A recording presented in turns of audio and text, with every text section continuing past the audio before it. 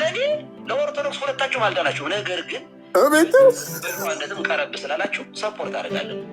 እነሱ ከወጣ ደግሞ የጴንጤቆስጣል የጀርባ አጥንት ሉተራን ስለሆኑ ሹልክ ሹልክ ሹልክ ሹልክ ሹልክ ሹልክ ብለው ልጆቻችን ወደ ቤተክርስቲያን ይመለሳሉ። ጴንጤ የሆኑት እነ ሶፊን ጨምሮ ማለት ነው።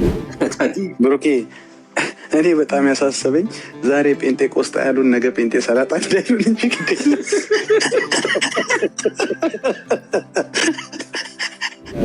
ዲበኩሉ ሉተራውያን ከወንጌላውያን ማለት ከጴንጤቆስጣሉ የተሻለ ድነዋል ብለው ሲሉ ሰምተሃል ወይ ነው ያልኩ? ሲሉ ሰምቻለሁ፣ ግን ልክ አይደለም። ትክክል ናቸው? አይ ልክ አይደሉም። እኔ የተሻለ ከሆነማ ለምን ሉተር ጋር አልሄድም? ከጴንጤ ቤት ጥያቄ ለኦርቶዶክሳውያን ሉተራውያን ወገኖቻችን ድነዋል የሚል ጥያቄ ነዋል። ጥያቄ ለኦርቶዶክሳውያን እኔ ከኦርቶዶክሳውያን በተሻለ እኔ ከጴንጤ ቤት የመጣሁት እኔ በተሻለ መልሰዋለሁ ነው መልሱ። አልዳኑም ድነዋል። ኧረ አልዳኑ እንዴ ሉተራውያን አልዳኑ። ይህም ቪዲዮ የምሰሙ የኢትዮጵያ ወንጌላዊት መካነ ኢየሱስን ቤተክርስቲያንን ለመክፈል ከኢትዮጵያ ወንጌላውያን አብያተ ክርስቲያናት ከህብረቱ እናንተን ለመክፈል ቤተክርስቲያኒቱን አደገኛ ነገር ውስጥ ሊጨምሩ ቲክቶክ ላይ የተሰማሩ ቤተክርስቲያን የማታውቃቸው ሰዎች ፈልተዋል። እስኪ ቀይሩ፣ እንቀያየር። በመድኃኔ ዓለም ክርስቶስ ለለመናችሁ እንቀያየር። የዛን ቀን እንዲህ አይነት ቅይር በቤተክርስቲያኑ መካከል ቢደረግ ጌታ ኢየሱስ ምስክር ቲክቶኩን ጥርቅም አድርጌው ፔንቴኮስታልነቱ ራሷ መካነ ኢየሱስም ካሪዝማቲክ ነው ብላ ስላለች ፔንቴኮስታልነቴን ይዤ ቀጥታ ዘው ብዬ የኢትዮጵያ ወንጌላዊት መካነ ኢየሱስ ቤተክርስቲያን አገልጋይ እንደሆን ነው ራሴን የማቀርበው። አንዳንድ እንደዚህ አይነት ግርግሮች የበለጠ እንድንተሳሰር ወንጌልን ደግሞ የበለጠ አብረን እንድንሰራን ያደረገን እንጂ እንድንለያይ አይደለም ያደረገን። እውነት እኔ እንደ ግሉን የሆኑልን ባሉበት ክፍተት ይኖራል ብሎ ባሰቡት ቦታ ሁሉ እግዚአብሔር እንዲያውም እያጣበቀ እያያያዘን አንዳችን ለአንዳችን እንድንተሳሰብ፣ እንድንከባበር፣ እንድንጓደድ ያደረገ ቻሌንጅ ነው።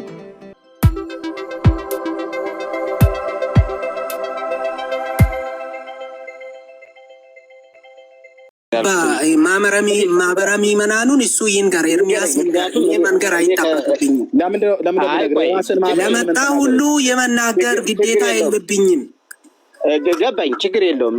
ማህበረ መናንን ንገረኝና ከዛ በኋላ እንቀጥላለን። ምንም ችግር የለውም። ለመጣ ህዝብ ሁሉ እኔ የመናገር ግዴታ የለብኝም። በትምህርቱ ላይ እናውራ፣ በተሰጠው ሪስ ላይ እናውራ። አንድ የኢትዮጵያ ወንጌላዊ ማህበረ መናን የለውም። አንድ የኢትዮጵያ ወንጌላዊት መካነ ኢየሱስ ቤተክርስቲያን የሙሉ ጊዜ አገልጋይ የሆኑ ወንጌላዊ አስተራይና ወንጌላዊ አብዱ ሰለም ናቸው እየጠየቁት ያሉት። ልብ በሉ፣ የመካነ ኢየሱስ ቤተክርስቲያን የሙሉ ጊዜ አገልጋዮች የሆኑ ቤተክርስቲያኒቱ ወንጌላዊ ብላ ኦርዴንድ ያደረገቻቸው አገልጋዮች ናቸው የሚጠይቁት። ለምን? ሉተራዊ ነኝ ብሎ ስላለ። የትኛው ማህበረ ምን መነነ ለመጣ ሰውዬ ይቅርታሉ ወንድሞቼ፣ ቋንቋ ሊሆን ይችላል። የማስረዳት ግዴታ የለብኝም። ታዲያ ማስረዳት ግዴታማ ይኖርብሃል እንጂ። ኤርሚያስን ስትጠይቁ በወንጌላውያን አማኞች ታሪክ ውስጥ እኔ ተምሬ የተጠመቁት ጉባኤ እግዚአብሔር ቤተክርስቲያን 6 ኪሎ አጥቢያ ነው። ሂድ ታሪኬን ይነግረዋል። ይሄንን ተጠየቅኩም አልተጠየቅኩም የማሳወቅ ግዴታዬ ነው። የ27ኛ ዙር የደቀ መዝሙር ተማሪና ተጠማቂ ነኝ። ማንም ቢጠይቀኝ 18 ጊዜ አጠይቁኝ ብዬ አልልም። ጥያቄ እስከሆነበት ድረስ መመለስ አለብኝ።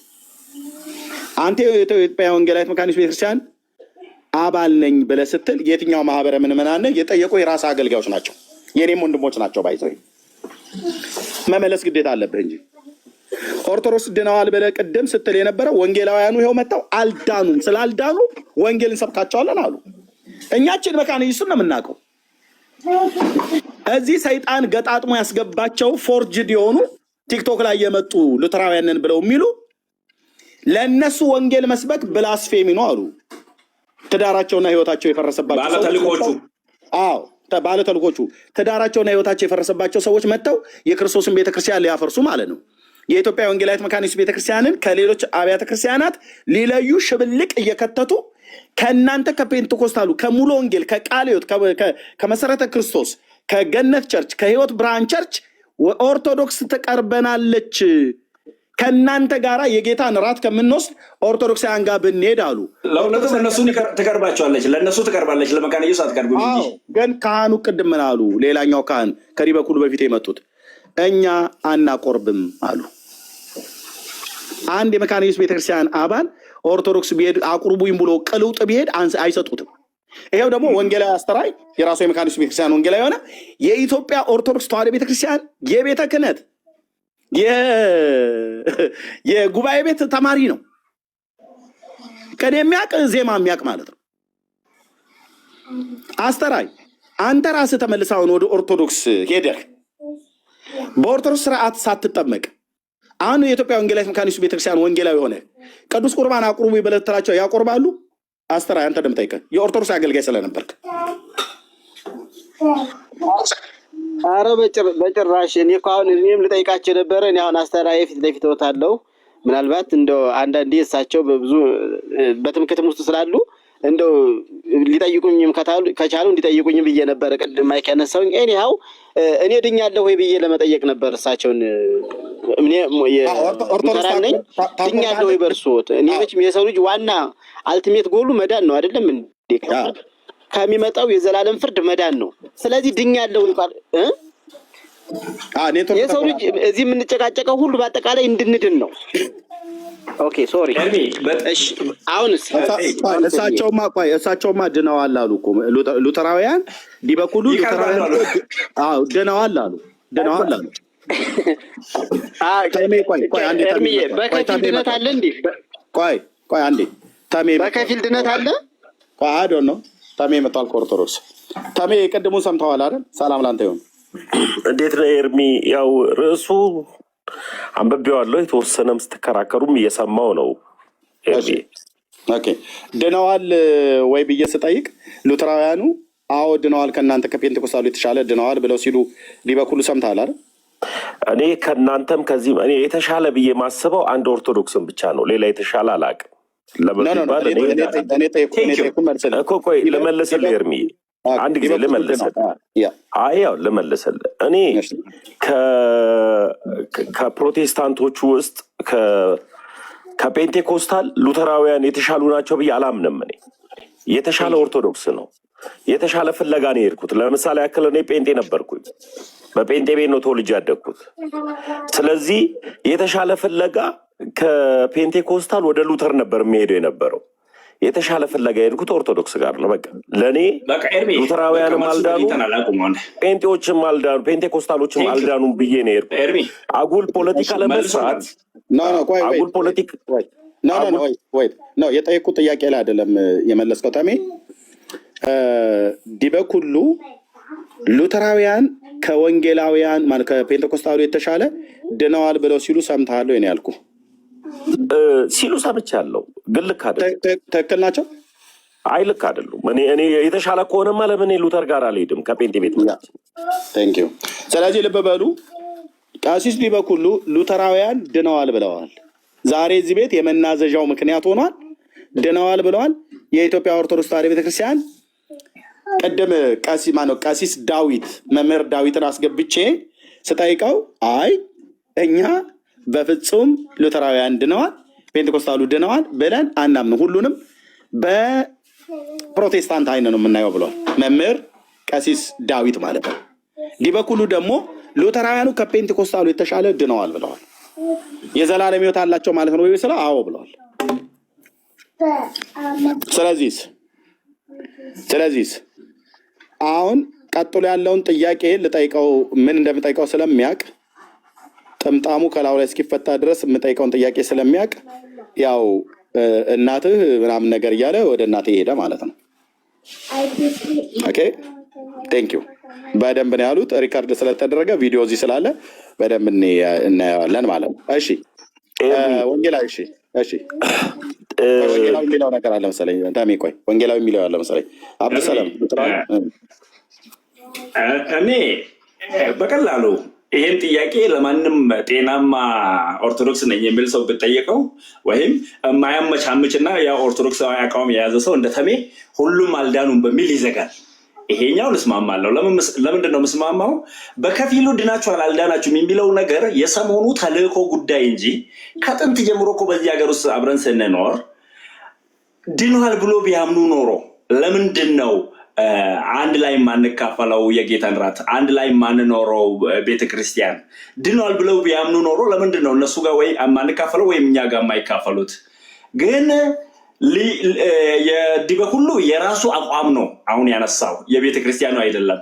ደግሞም የአንድ ኦርቶዶክስ አቋምም አይደለም። የኦርቶዶክስ አቋም አንዱ አሁን ተሜ ያነሳው ነው። ማንም ኦርቶዶክስ አሁን እኔ ለምሳሌ ቄሶች ጭምር እኮ አስተምረን የቤተ ክርስቲያን ቆራቢ አባል አድርገን እናውቃለን። ሲመጡ አሁን አስተሪዮ ቤተክርስቲያን ውስጥ ሲያገለግል እንደነበረ እንደዛው ሲያገለግሉ የነበሩ ቄሶችን ብዙዎችን አምጥተን አስተምረን የቤተ ክርስቲያን አባል አድርገናል። እነዚህ ሰዎች ቢድኑ እኛ ለምን እናመጣቸዋለን? ወይም እኛ ብንድን ደግሞ ለምንድን ነው ተመለሱ ከዚህ ከምንፍቅናችሁ እያሉ እንዳሁም ታስታውስ እንደሆነ ከዚህ በፊት አንድ ቪዲዮ ትላንት እያየው ነበረና ዲበኩል ማን ነው ሶሪ አንድ ወንድም እዚህ ላይ ምን ይላል?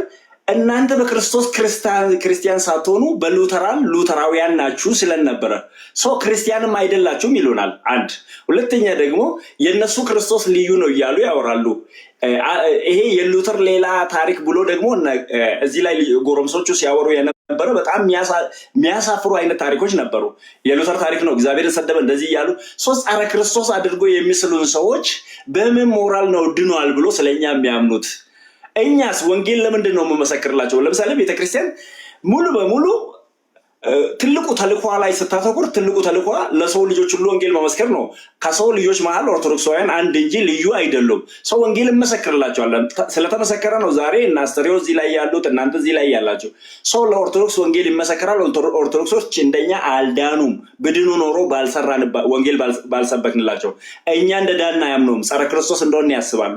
ሰው ሁለቱ ልዩነቶቻችን እየታወቁ ከዲህ በኩሉ ፖለቲካና የተልእኮ ማህበሩ ጋር አጀንዳውን እንዝጋው። ወንጌላዊ እሺ፣ ቢኒ ረጅም ሰዓት ስለቆየ ቢኒያ ምን ትላለህ? ቢኒያ አለህ ወይ? አሎ ኤርሚ የጨረስኩኝ ጥያቄ አልጨረስክም። ተምዬ እመጣለሁ ወደ አንተ። ቆይ እቴ መሲም ትናገርና ቤካም ተናግሮ አጠራጠር አድርገው ከዛ እመጣለሁ ወደ አንተ። እሺ ረጅም ሰዓት ስለቆዩ ነው። እሺ በአጭሩ ያው እንግዲህ እያየነው ነው። አንደኛ ራሳቸውን ክላሪፋይ መግለጽ አይፈልጉም። በቃ የት እንደሆኑ ማለት ነው። አሁን እንደ ወንድማችን ያለ ማርቆስ አይነት የእሳት ጣር የሆነበት ያለበትን ቦታ መናገር ነው። የሚያመልክበትን ህብረት የሚያደርግበትን እሱ የሚላት መካነ ኢየሱስ መሬት ላይ ያለችውን መካነ ኢየሱስን የማይወክል እንደሆነ ይኸው በአራት በአምስት የመሬት ላይ ባሉ መካነ ኢየሱሳውያን ተረጋግጧል ማለት ነው። ከዛም በላይ ይህንንም እያወቅን እኮ ነው እድል የሰጠ ነው። ይህንን እያወቅን ነበር እድል የሰጠ ነው። አሁንም ተጠይቆ ለ10ኛ ጊዜ አሁንም ደግሞ ገብቷል። ቢጠየቅ አይመልሳትም፣ አይደፍራትም ማለት ነው። ለምን ህብረት አያደርግም ማለት ነው። ይሄ ከሆነ መደምደሚያ የሚሰጠን ምንድን ነው? የትም ያለችው አሁን ከረንት ላይ ያለበት እሱ የዛሬ 6 ዓመት ብቻ ነው አሜሪካን የኖርኩት አለ። 6 ዓመት ብቻ ከዛ በላይ ስንት ዓመት ብትኖረው ብዙ ዓመት ኖርክ የሚባለው እሱ ያው የግል ጉዳይ ነው። ግን ከ6 ዓመት በፊት የነበረባትን ነው አደለ? በሀዲያ ወይ በሆሳና የምትገኘዋን ህብረት የጠራው ማለት ነው። አሁን ከረንትሊ የት እንዳለ ቢናገር እውነት እሱ እንደሚለው ነው ወይ እዛ ያሉት መምህራን እዛ ያሉት መካነ ኢየሱስ መምህራን መናገር የሚችሉት? እሱን አይደፍርም ማለት ነው። ሁለተኛው ልዩነት እንዳለ ይታወቃል። በእርግጥ ቀሲስ ዲበኩሉ የገቡበት ምክንያት ይታወቃል። ቴም ብለዋለች ከእናንተ የተሻለ ድነዋል ሲሉ በእርግጥ ምስክርነት ሰጥተዋል። ማን? ቀሲስ ዲበኩሉ ያው የኦርቶዶክስ በአሜሪካን ያለ ኦርቶዶክስ ቤተክርስቲያን ቀሲስ የሆኑ ቄስ የሆኑ ታቦት የሚሸከሙ ማለት ነው። ስለዚህ ድነታቸውን ተጋርተውታል። የማንን? የሉተራውያንን። ግን የትኛው ሉተራውያንን ነው? እውነት ነው። ሉተራውያን ድነዋል። እሳቸው የሚሉት ሉተራውያን ግን ድነዋል አይፈልጉትም። እሱን መሞገት አይፈልጉም። ያው ሞካ አድርገው ተሳድበው ራሳቸውን ማግለል ነው የፈለጉት ማለት ነው። ባጭሩ መሬት ላይ ያለችው ሉተራውያን መካነ ኢየሱስ ድነዋል። አዎ ድነዋል፣ በጣም ድነዋል። መሬት ላይ ያለችውም ቲክቶዶክስ ላይ ያለችው ኦርቶዶክስ ድናለች? አልዳነች። ከምን አንጻር? ከመጽሐፍ ቅዱስ ከእግዚአብሔር ቃል አንጻር ምን አላለችም? አልዳነች። ድናለች ለማለቱ ቅድም ወንድማችን ሲሰጥ የነበረው ምክንያት ምንድን ነው? ህብረት ያደርጋሉ። የመጽሐፍ ቅዱስ ህብረት አንድ ላይ ያደርጋሉ። ካቶሊክም ወንጌል አማኝም እንትንም ኦርቶዶክስም ህብረት ያደርጋሉ። የስላሴ አማኝ ናቸው። ድነዋል እንዴ? አንድ ግለሰብ ድነዋል ለማለት ግለሰብ ነው ያልኩት። ድነዋል ለማለት የስላሴ አማኝ መሆኑ ብቻ ነው የሚጠበቅበት እንዴ? አብ ወልድ መንፈስ ቅዱስ ብሎ ማመኑ ብቻ ነው እንዴ የሚጠበቅበት? አይደለም። ከዚህ አንጻር አሁን አጽንቼ የምናገረው ኦርቶዶክሳውያን ድነዋል ወይ? አልዳኑም። ሉትራውያን ድነዋል ወይ? አዎ ድነዋል። መሞገት ይቻላል። ያ ተባረክልን። ቴንክ ዩ እህትየው። የምጨምረው ያለ የምትይው አለ? ረጅም ሰዓት ስለቆያችሁ ከዛ ወደ ወገኖች እንሄዳለን። አለሽ መሲ አለው ሰዓት ለመጠቀም ያክል ይቀጥሉ ወንድሞች። እድሜ ያለው ነ እሺ። ቴንክ ዩ ቤካ ወንድምነት። እኔ ወደ ቢሮ ስለመወጣ እየሰማችሁ ሂድ። ጥያቄ ካላችሁ ልጠብቅ። እሺ እንጠይቃለን። ቤካ ወንድምነት አለ? እምነት እኛ መጨረሻ እናወራለን። የገባው ሰው ይወያይ፣ ችግር የለም። እሺ ቴንክ ዩ ኦኬ። ታሚ ምን ነበር ልትለው ያለው? ወይስ እኔ ልል የፈለግኩት ኤርምዬ ድንገት ጥያቄ ይሄ ከሆነ ጥያቄ ለኦርቶዶክሳውያን ሉተራውያን ወገኖቻችን ድነዋል የሚል ጥያቄ ነው። ጥያቄ ለኦርቶዶክሳውያን እኔ ከኦርቶዶክሳውያን በተሻለ እኔ ከጴንጤ ቤት የመጣሁት እኔ በተሻለ መልሰዋለሁ ነው መልሱ። አልዳኑም ድነዋል። ኧረ አልዳኑም እንዴ? ሉተራውያን አልዳኑ። እሺ ማርቆስ ቅድም ኦርቶዶክሳውያን ድነዋል እያለ ነበር። ታምናለህ? የሉተራዊ ማርቆስ ሉተራዊ ነኝ ብሎ የሚለው ማርቆስ ድነዋል። እኔ ልመልስ ነው። ምኑ ነው የምትመልሰው? ነው ምኑ ነው የምትመልሰው? ቆይ ታሜ ለታሜ ነው የምነግረው። ማርቆስ ሉተራዊ ነው፣ ኦርቶዶክሳውያን ድነዋል ብሎ ይላል። የእሱ ምስክርነት የታመነ ምስክርነት ነው። ያው ኦርቶዶክሳውያን መዳናቸው ማርቆስ ብቻ አይደለም ሌላውም ያውቃል ያምናል። ግን እኔ ግን ማርቆስን ግን ድነሃል አለው። ማርቆስ የኔ መዳንን ያምናል። ታሜ ማርቆስ ብቻ ሳይሆን ሌሎችም ያምናሉ ብላል። ማን ያምናል? ያው ተልእኮ ነው ስንል ለእንዲህ አይነት ማጭበርበሪያ ስለሚመች ነው። አሁን የሚለውን ስ ተሜ ያለውን ስተማም ማርቆስ ለእኔ ምስክር ሆነልኝ። የማርቆስ ምስክርነት ተቀባይነት የለውም። ማርቆስ ቤተክርስቲያን የለውም፣ የት እንደሆነ አናውቀውም። ለምሳሌ ምንም ማስረጃ የለውም። እሺ ቤተክርስቲያንን ትናገራለህ ማርቆስ ወንጌላዊ? ለምን አንዴ ኤርሚያስ አንድ ነገር ልንገር። እኔ ተሳስቼ ቢሆን እንኳን እኔን ቢሆን መታረም ያለ በአድ ለመታረምም እንኳን ለምንድነው ቤተክርስቲያንን የማትናገረው? የእናንተ ዲስፕሊን ራሱ እኮ አይደለም ለማረም። የአንተ ዲስፕሊን እንኳን ራሱ እኮ ትክክል እኮ አይደለም ብራዘር። የእኛን ዲስፕሊን ቶ አንተ ሁለት የኢትዮጵያ ወንጌላዊት መካነ ኢየሱስ ቤተክርስቲያን የሙሉ ጊዜ አገልጋዮች ወንጌላውያን እዚህ ቁጭ ብለው የት ማህበረ ምእመን ነህ ብዬ እኔ ቅድም ጠየቅኩህ። ምክንያቱም መካነ ኢየሱስ የኔ ስለሆነች ማለት ነው።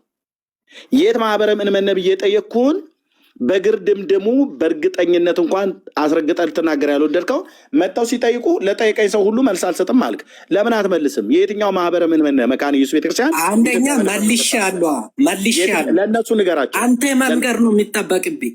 ኦኬ አልመለስክም። ከ6 ዓመት በፊት የነበረው ደግመህ አልመለስም። ውሸት ይዋል። ደግመህ እንዳትልክ እንዳንተ አይነት ወፍ ዘራሽ ምእመን የኢትዮጵያ ወንጌላዊት መካነ ኢየሱስ ቤተክርስቲያን የላትም። ማህበረ ምእመኗን የምታቅ በማህበረ ምእመኗ ያሉት ምእመናንን የት ናችሁ ተብለው ሲባሉ ኡራኤል መካነ ኢየሱስ ነኝ ወይ ልደታ መካነ ኢየሱስ ነኝ ወይ እንጦጦ መካነ ኢየሱስ ነኝ ወይ ቦሌ ማህበረ ምእመናን ነን ብለው የሚሉ ናቸው። አንተ ግን ስትጠየቅ አትመልስም። ባለተልእኮ ነው ባለተልእኮ እዚህ ውስጥ ላላችሁ የኢትዮጵያ ወንጌላዊት መካኒስት ቤተክርስቲያን አገልጋዮች ይህም ቪዲዮ የምሰሙ የኢትዮጵያ ወንጌላዊት መካነ ኢየሱስን ቤተክርስቲያንን ለመክፈል ከኢትዮጵያ ወንጌላውያን አብያተ ክርስቲያናት ከህብረቱ እናንተን ለመክፈል ቤተክርስቲያኒቱን አደገኛ ነገር ውስጥ ሊጨምሩ ቲክቶክ ላይ የተሰማሩ ቤተክርስቲያን የማታውቃቸው ሰዎች ፈልተዋል። ቤተክርስቲያን የምታውቃቸው ወንጌላውያኑ እንደነ ወንጌላዊ ሁሴን፣ እንደነ ወንጌላዊ ናቲ ዩኤል፣ እንደነ ወንጌላዊ አስተራይ፣ እንደነ ወንጌላዊ አብዱሰለም አይነቶቹ እየመጡ እየተናገሩ ነው። ጤናማውን ትምህርት ማለት ነው። እነዚህ ግን ቲክቶክ ላይ ያሉት መሬት ላይ ችግር እንዳይፈጥሩባችሁ። ስለዚህ አባቶች የምሰሙ አገልጋዮች የምሰሙ ሰዎች ሶሻል ሚዲያ ላይ ምን እየተባለ በኢትዮጵያ ወንጌላዊት መካኒስት ቤተክርስቲያን ላይ እየተዋሸ እንዳለና እኛ ከእናንተ ጋራ ምንም ህብረት እንደሌለን ሙሉ ወንጌል ቤተክርስቲያንን ያልዳነች ቤተክርስቲያን ነች ቤተክርስቲያን ብለን አንጠራትም ብለው የሚሉ ሉተራውያንን ብለው የሚሉ ወፍ ዘራሾች እዚህ ሶሻል ሚዲያ ላይ መጥተዋል። ዲበቱራውያን የዲበክ ሁሉ የደብተራው ዲበክ አንጃዎች ሆኑ ማለት ሰላሙንልኝ አባቴ። ጥያቄ ከሌላችሁ ክበሩልኝ። ተባረክ። ልብ በሉ። ስለዚህ ልብ በሉ። ሄድ ኦፊስ ጠይቄ ያለውኝ ምን እየሰሩ እንዳለ ባላቅም ለወንጌላዊ ናቲ ደጋግሜ ነግሬ ያለውኝ በኢትዮጵያ ወንጌላዊት መካኒስት ቤተክርስቲያንና በሌሎች አብያተ ክርስቲያናት መካከል አደገኛ የሆነ ነገር ለመጫር አጋንንት የሚነዳቸው ሰዎች ነው ብዬ የምለው እኔ። የወንጌል አጀንዳ የላቸውም። የኢትዮጵያ ወንጌላዊት መካኒስት ቤተክርስቲያንን ትምህርቷንም እናሳውቃለን ብሎ በሚልም አይደለም የተነሱት። አጀንዳ ሰንቀው ከኦርቶዶክሳውያን ከነ ዲበኩሉ ከሚመራው አስማተኛ ሰው ጋር አብረው ቆመው እኛ ብለዋል ከወንጌላውያኑ ጋራ ከነመሰረ ክርስቶስና ከነሙሉ ወንጌል ጋራ የጌታን ራት ከምንወስድ ኦርቶዶክስ ቤተክርስቲያን ሄደን ቅዱስ ቁርባን ብንቆርብ ይሻላል ብለዋል። ግን እነሱ ቤተክርስቲያን ቢሄዱ ሂድ ውሻ ብሎ ነው የሚያባረው። ቃል በቃል ውሻ ብለው ነው የሚያባረሯቸው።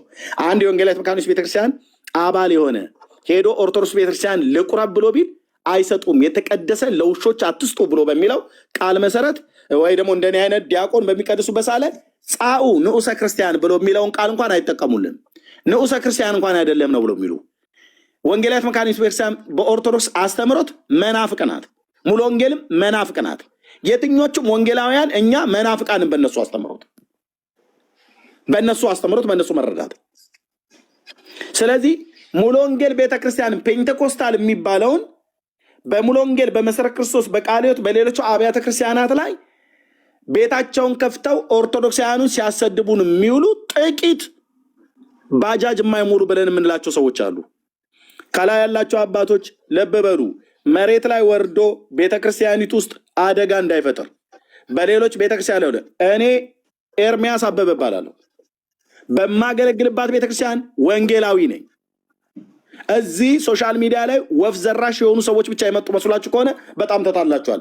አገልጋዮች የሆኑ አሉ፣ የሚሰሙ የሚያዩ፣ በውጭም በሀገር ውስጥም ያሉ ጥላቻን እየዘሩ የኢትዮጵያ ወንጌላዊት መካኒስት ቤተክርስቲያን በመከራው ዘመን ሌሎቹን አብያተ ክርስቲያናት ደብቃ ሸሽጋ እንዳኖረች ይህንን እንደ ኢትዮጵያ ወንጌላውያን አማኞች እንኳን እናት ቤተክርስቲያን እንኳን ብለን ብንጠራት የኢትዮጵያ ወንጌላዊት መካኒስት ቤተክርስቲያን የምንጠራት ቀደምትነቷን ይዘን ማለት ነው። በዚህ ነው ያልክ ጥላቻ እየዘሩ ሽብልቅ እየከተቱ ነውና እንደ ወንጌላውያኑ እዚህ እንዳሉቱ እና እንደነሱ ወጣችሁ የምትናገሩት ነገር ካለ ተናገሩ። ይሄን ብዬላለሁ። ተባረኩ።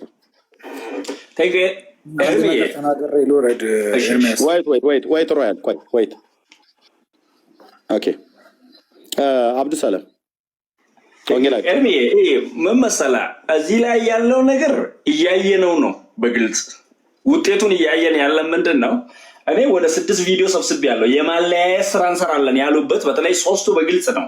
አንዱ ዲበኩሉ ቤት፣ አንዱ ደግሞ ራሱ አንድ ቀን ተናደድኩ ብሎ ላይቭ ገብቶ ዳዊት የሚባል ሰውዬ ስለማላውቀው ሶሪ ይህ ሰው የማለያየት ስራ እንሰራለን ማነው ዮኒ ማኛን ቤት ቢሆን አለ ሄጄ የማለያየት ስራ እሰራለሁ አለ።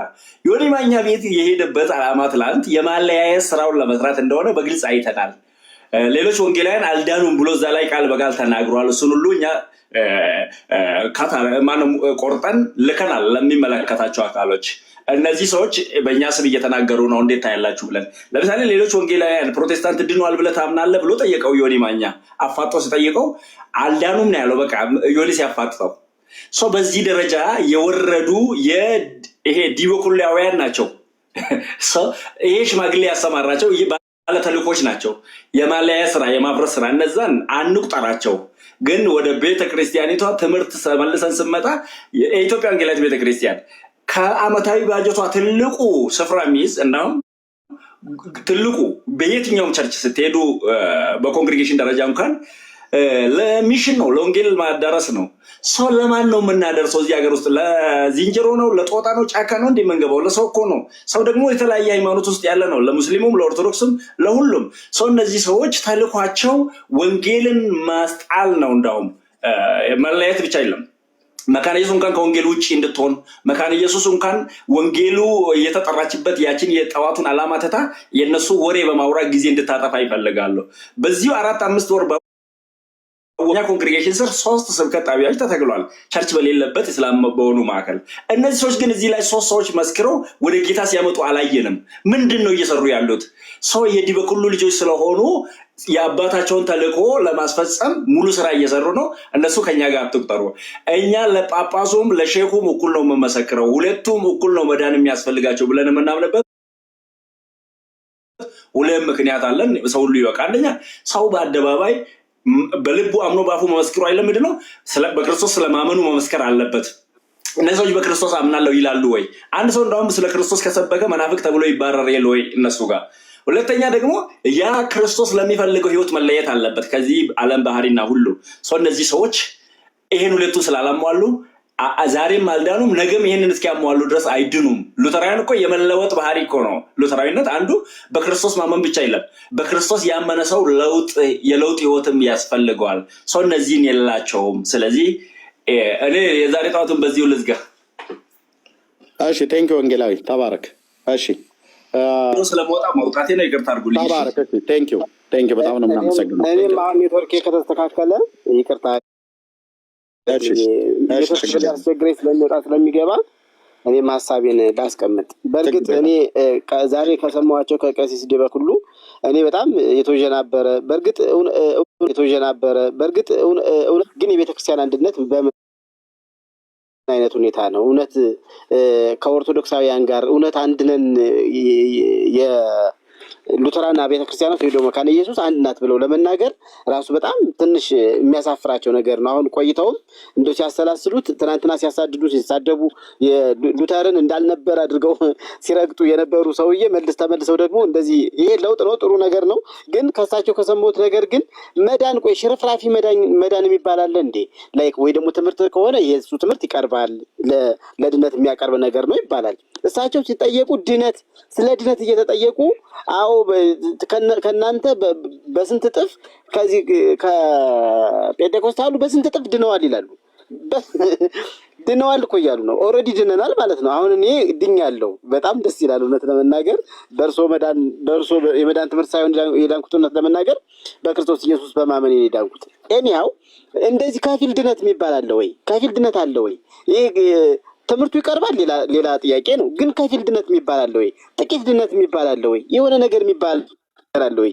በክርስትና ትምህርት እንዲህ አይነት ትምህርት ሳለ ወይ? ከየት የመጣ ትምህርት ነው ይሄ? ከራሳቸው ፈጥረው የተናገሩት ትምህርት ነው። ለማንኛውም እኛ የኢትዮጵያ ወንጌላዊት ቤተክርስቲያን መካነ ኢየሱስ አባላትም አገልጋዮችም አጠቃላይ ሁኔታ እኛ እንደው መድረኮቻችን ለፔንቴኮስታሉ ክፍት ናቸው። መጥተው ያገለግላሉ፣ ይዘምራሉ፣ ይሰብካሉ፣ የእግዚአብሔርን ቃል በተከታታይ ትምህርት ያስተምራሉ። እንዴ በተከታታይ ትምህርት እኮ የሚያስተምር ከዚህ ከቀጠና 2 ሙሉ ወንጌል የምንጋብዘው ከዚህ ከመሰረተ ክርስቶስ የምንጋብዛቸው የፔንቴኮስታሉን ወይም ደግሞ የወንጌል አማኞችን ነው የምንጋብዛቸው። ከኦርቶዶክስ አንዱን ጳጳስ አይደለም ጋብዘን ቻሉት እያልኳቸው ነው። በጣም በሚገርም ሁኔታ መድረኮቻችንን እናጋራለን። የጾም ጸሎታችን አሁን ለምሳሌ እኛ በ21 ይጀምራል። አሁን በ21 ቀን በ7 ልል ነው የ21 ቀን ጾም ጸሎት አለን። በዚህ ጊዜ የጋበዝናቸው የወንጌላውያን አማኞች አብያተ ክርስቲያናትን፣ ፓስተሮችን፣ አገልጋዮችን በዚህ ዙሪያ ላይ ማን ሊያስተምር ይችላል ብለን አእምሯችን ገና ሲያስብ ሙሉ ወንጌል ላይ ነው የምንሄደው። ገና ሲያስብ እዚህ መሰረተ ክርስቶስ ላይ ነው የሚሄደው፣ ቃለ ሕይወት ላይ ነው የሚሄደው። ገና ስናስብ የሆነ ርዕስ በዚህ ጉዳይ ትምህርት ያስፈልጋል ብለን በምንልበት ጊዜ ማለት ነው እንዲህ እያደረግን የምንገባበት እግዚአብሔርን ቃል የምንከፋፈል ታላቁን ማለት ነው እውነት ስላላቸው እኮ ነው መጥተው በመድረካችን ላይ እንዲሰብኩ የምናደርግ የእግዚአብሔርን ቃል ከነሱ ቁጭ ብለን እንድንሰማ በመንፈሳዊ መነቃቃት እንድንነቃቃ የምናደርግ እኮ አንድ ስለሆን ነው። እንዲህ አንድ ያልሆነ ካቶሊክ መጥቶ አንድ ቀን እኔ ጉባኤ ይሰብካል እንዴ? በጭራሽ አይሰብክም። በጭራሽ ሊሰብክ አይችልም። እንኳን ካቶሊክ ይቅርና በዚህ በእኛም በወንጌላውያን አማኞችም እንኳን መካከል ስሁት ትምህርት ያለው እኛ ጉባኤ ላይ አይቆምም፣ በጭራሽ አይቆምም። ስሁት ትምህርት ያለው ማለት ነው። ከሚታወቁ አብያተ ክርስቲያናት ግን እየጋበዝን እኛ መድረኮቻችን ላይ ይሰብካሉ፣ ያገለግላሉ፣ ተከታታይ ትምህርትን ይሰጣሉ፣ ይዘምራሉ። በምንም ሁኔታ የጾም ጸሎትን አብረን የምናውጀው በአካባቢው ያሉ አብያተ ክርስቲያናት መጥተው ከኛ ጋር አብረው ይጸልያሉ። ተደፍተው ነው የሚውሉት፣ ሲማልዱ ነው የሚውሉት። ይሄ አንድነታችን አይደለም እንዴ? እኔ እኮ በጣም የሚያሳዝን ሁኔታ ማለት ነው። እና እዚህ እንትን ላይ ያሉት እዚህ ቲክታክ ላይ ያሉት አንደኛ ትኩረት ለመሳብ ኦድ የሆነ ነገር መቼም ቲክቶኩ እንደሚታወቀው መልካም ነገር ስሙዝ የሆነ ነገር አይወድም። በቃ ኦድ የሆነ ነገር ይፈልጋል። በዚህ መንገድ አታክ ለማድረግ በአንድም ፕሮጀክትድ የሆነ በሌላ በኩል ደግሞ እንደዚህ ለራሳቸው ስምን ለማትረፍ ትውውቅን ለመጨመር የሚያደርጉት ነገር ነው እንጂ መሬቷ ላይ ያለችዋ የመካነ ኢየሱስ ቤተ ክርስቲያን ከሌሎቹ አብያተ ክርስቲያናት ጋር ትምህርትንም ትጋራለች፣ መንፈሳዊ መነቃቃትን ትጋራለች፣ የእግዚአብሔርን የመንፈስ ቅዱስንም ድምፅ ትሰማለች ከሌሎቹ አብያተ ክርስቲያናት። ፎርዛት ማተር እኛ ቤተ ክርስቲያን ላይ ሙሉ ወንጌል ላይ ነቢይ የተባለ እኛ ነቢይ ብለን አንሾም፣ ነቢይ የተባለ ግን እኛ ጋር መጥቶ የእግዚአብሔርን ቃል እንዲያገለግል መድረካችን ክፍት ነው። አሁንም እየሆነ ያለ ነገር ነው። እስከ ዛሬም ሲሆን ነበረ፣ ወደፊትም ይሆናል። እውነታው ይሄ ነው፣ መሬቷ ላይ ያለችው ማለት ነው። ይህንን ደግሞ ሁሉም የሚያውቅ ነገር ነው። ስለዚህ ከምን አንጻር እንደዛ ሊሉ እንደሚችሉ መሬቱ ላይ ያለው የመካነ ኢየሱስም የትኞችም የወንጌል አማኞች ቲክቶክን አይጠቀሙም። ቲክቶክን እንደ ሰይጣን እንደተለያየ ነገር በመቁጠር አይሰሙም። እዚህ የሚደረገውን ፖለቲካ አይሰሙም። ምናልባት አንዳንድ ጥቂት ሰዎች ካልሆኑ በስተቀር ማለት ነው። እና ለዚህ ፖለቲካ እንዲመቻቸው የሚያደርጉት እንጂ ፈጽሞ ስህተት ነው። እኔ ግን እንደው ከዚህ አንጻር ኦርቶዶክሳዊ ቅድም ልጠይቀው የነበረ ያን መካነ ኢየሱስ ነኝ ያለውን ልጅ ለምሳሌ የውርስ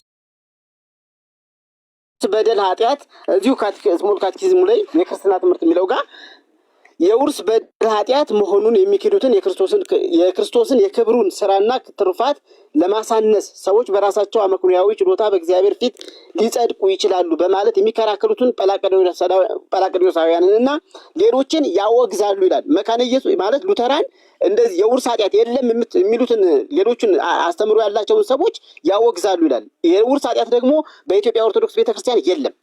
ጥምቀት ለምን ዓላማ እንኳን እንደሚውል አያውቁትም። እውነት ለመናገር ማለት ነው። ጥምቀት እኛ የምናጠምቀው ህፃናትን የምናጠምቀው በአዳም ኃጢአት ምክንያት እነሱም ኃጢአተኞች ናቸው፣ ሁሉ ኃጢአትን ሰርተዋል ስለሚል በዛ መንገድ የጥምቀት የእግዚአብሔር ስራ ነው ብለን ስለምናምን የእግዚአብሔር ብቸኛ ስራው ስለሆነ የእግዚአብሔር ብቸኛ ስራው እሱ ስለሆነ በዚህ መንገድ ከውርስ ኃጢአት ለማላቀቅ ነው ህፃናትን ሁሉ የምናጠምቅ ማለት ነው። እነሱ ግን ሰማደው መጥቻለሁ።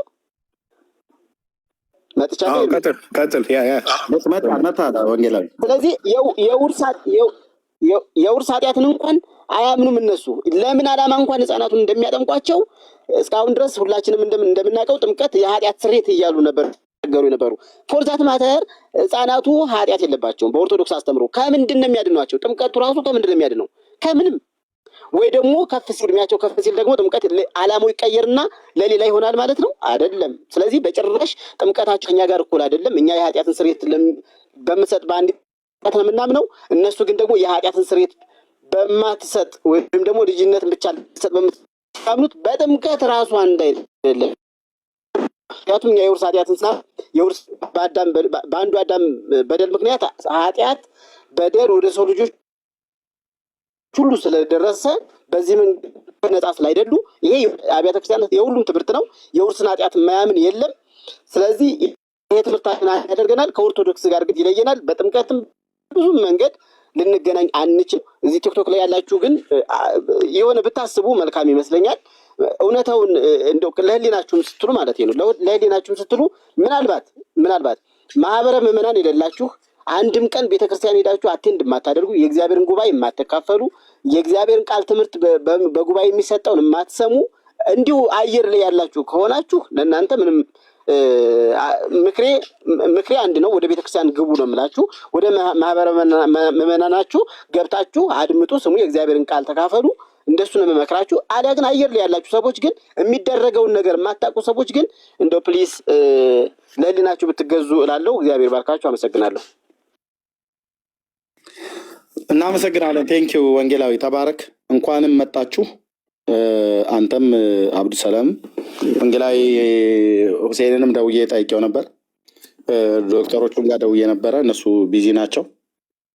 ናትሻም ጋር ሌሊት ነበር ደውዬ ነበር። ግን ሶስታችሁ እንኳን መጣችሁ። አይ ቲንክ ሶስቱ ጋር አገልጋዮች ጋር ደውዬ አላነሱም። ሁለቱ ዶክተሮች ከላይ ሄድ ኦፊስ ማለት ነው። እና ቴንኪው። ግን ይህን ነገር እንደ ቀላል ነገር እንዳታዩት ወንጌላዊ። በቤተ ክርስቲያን ውስጥ ካሉ አመራሮች ጋራ ተነጋግራችሁ የኢትዮጵያ ወንጌላዊት መካነ ኢየሱስ ቤተ ክርስቲያንን ከኢትዮጵያ የወንጌላውያን አማኞች ህብረት ውስጥ እንድትነጠል በከንቱ እንድትጠላ በሌሎች ወንጌላውያን አማኞች ዘንድ እያደረጉ ስላሉ ሳይቃጠል በቅጠል እንደሚባለው በሀገራችን ቢል እዚህ ላይ ስራ እንድትሰሩ ይሁን ብለን እንላለን። ተባረክ ወንጌላዊ። ቴንኪው ስለመጣ በጣም ነው የማመሰግነው። እሺ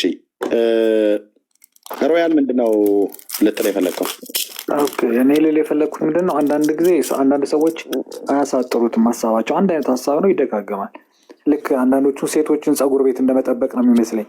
በቃ አጭር ነገር ብናገር ጥሩ ነው። ይኸው ምን አለ መሰለህ፣ እኔ እናንተ መጣችሁ፣ አሁን ማንም መጣ፣ ሉተራንም መጣ፣ ምንም መጣ፣ ሙሉ ወንጌልም መጣ፣ እኛ ጸበል ነው ምረጨው ብያለሁ። በቃ ያስማን ብለን ጸበል ነው ምረጨው። ሁላችሁም አንድ አይነት ነው ምንላቸው።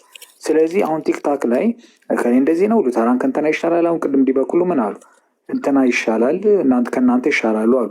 እሺ አንተንና አንድ ሉተራንን ቢያገኙ መስቀል ሉተራኑን ያሳልሙታል? በቃ አያሳልሙትም። ስለዚህ ዞሮ ሁላችሁንም አንድ አይነት ነው የምናያችሁ። ይሻላሉ ያለው ሮያል ይሻላሉ ሳይሆን ከእናንተ የተሻለ ድነዋል እኮ ነው ያለው። ስህተት ነው። እኔ አልቀበልም። ለመሰለ ሁላችሁም ለእኛ አንድ ናቸው። እኔ አሁን ለምሳሌ ከሌ ከከሌ አለ ጴንጤ ነው ለእኔ። ስለዚህ እናንተ እዛው ተባሉ፣ ተጨቃጨቁ፣ የራሳችሁ ጉዳይ ነው።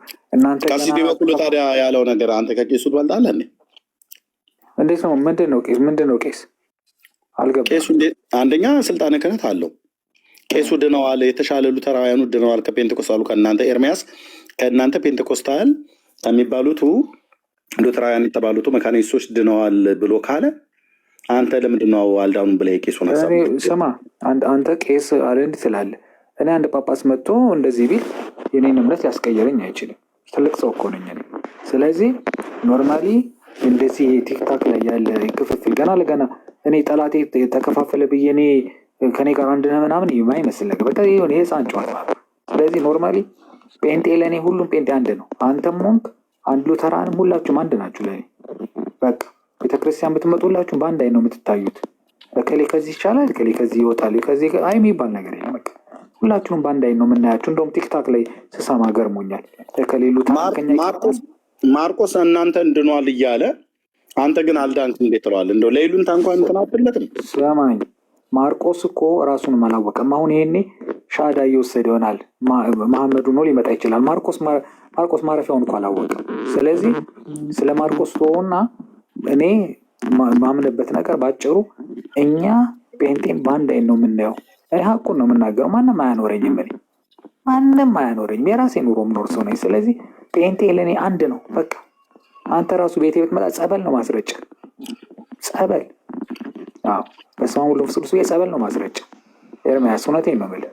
ስለማውቀው ትንሽ በመጠኑ ርጮ ትላለሁ እንጂ በቃ። ስለዚህ ያለው አማራጭ እንደዚህ ነው። ስለዚህ አንሸዋውድ። ከሌ ከከሌ ቅርብ ነው እኛ እንደዚህ እነሱ በስዕል አላቸው እንደኛ ስዕል ምናምን እንደዚህ ጣና አጭሰው ምናምን እንደ የለም። ጴንጤ ነው። ቅድም ጠይቄዋለሁ። ማርያም አማላጅነቷን ታምናለህ ወይ ብዬዋለሁ።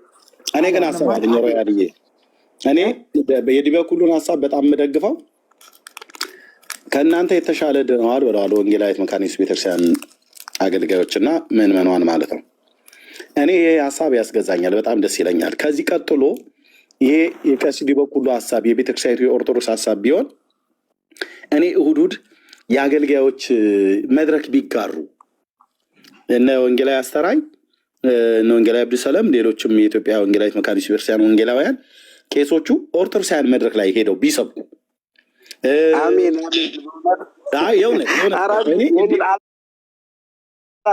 ዊሽ ነው የሚያደርገው። እንዳለ ጠርገት አመጣልኛለህ አልኩ። የውዳሴ ማርያም ሲያነብ ቤተ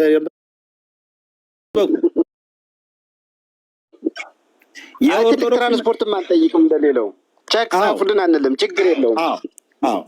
በሽፍት ቢደረግ እና እኔ ምን አለፋኝ እዚህ እናትህን እህትህን ሚስትህን እያለ የሚሰድበኝ ዱርዬ ሁሉ በዛ ወንጌላዊ አስተራይ ገብቶ ጥርርግ አድርጎ በተከታታይ ስብከት በተመሳሳይ ስብከት በመንፈስ ቅዱስ የነደዱ ወንጌላውያን ስላሉ እንዳለ ጠርገው ያመጡልኛል። እኔ እዛ ታች ታብ ኮፒ ሊንክ ሼር እያደረጉ ቴንኪው ላለሁ። የአገልጋይ ለውጥ ቢደረግ በእውነት አስቡበት ኦርቶዶክሳውያን ወገኖቻችን፣ በዚህ ጉዳይ ይታሰብ። በቃ የኢትዮጵያ ወንጌላዊት መካነ ኢየሱስ ቤተክርስቲያን አገልጋዮች ልጨርስ። የኢትዮጵያ ወንጌላዊት መካነ ኢየሱስ ቤተክርስቲያን አገልጋዮች በኦርቶዶክስ መድረክ ላይ ቆመው ይስበኩልን። የኦርቶዶክስም ሰባኪዎች መጥተው እዚህ ወንጌላውያን መካነ ኢየሱስ ቤተክርስቲያን መጥተው ይስበኩ። እነዘበነ መጥተው መካነ ኢየሱስ ይስበኩ፣ እናስተራ ሄደው ኦርቶዶክስ ይስበኩ። በቃ ያቸነፈ ያቸንፍ፣ የማረከ ይማርክ። የማንኛው መረብ መያዝ እንደሚችል እዛ እናያለን። አቤት እንዲህ ቢሆን ጌታ ኢየሱስ ምስክሬ፣ ቲክቶኩን ጠርቀም አድርጌ ዘግቼ የኢትዮጵያ ወንጌላዊት መካነ ኢየሱስ ቤተክርስቲያን እገባለሁ። ለምን አትለኝም? በወንጌላዊነቴ እዛ እንድትልከኝ ማለት ነው። እዛ እንድትልከኝ እኔም ተራ ሲደርሰኝ እና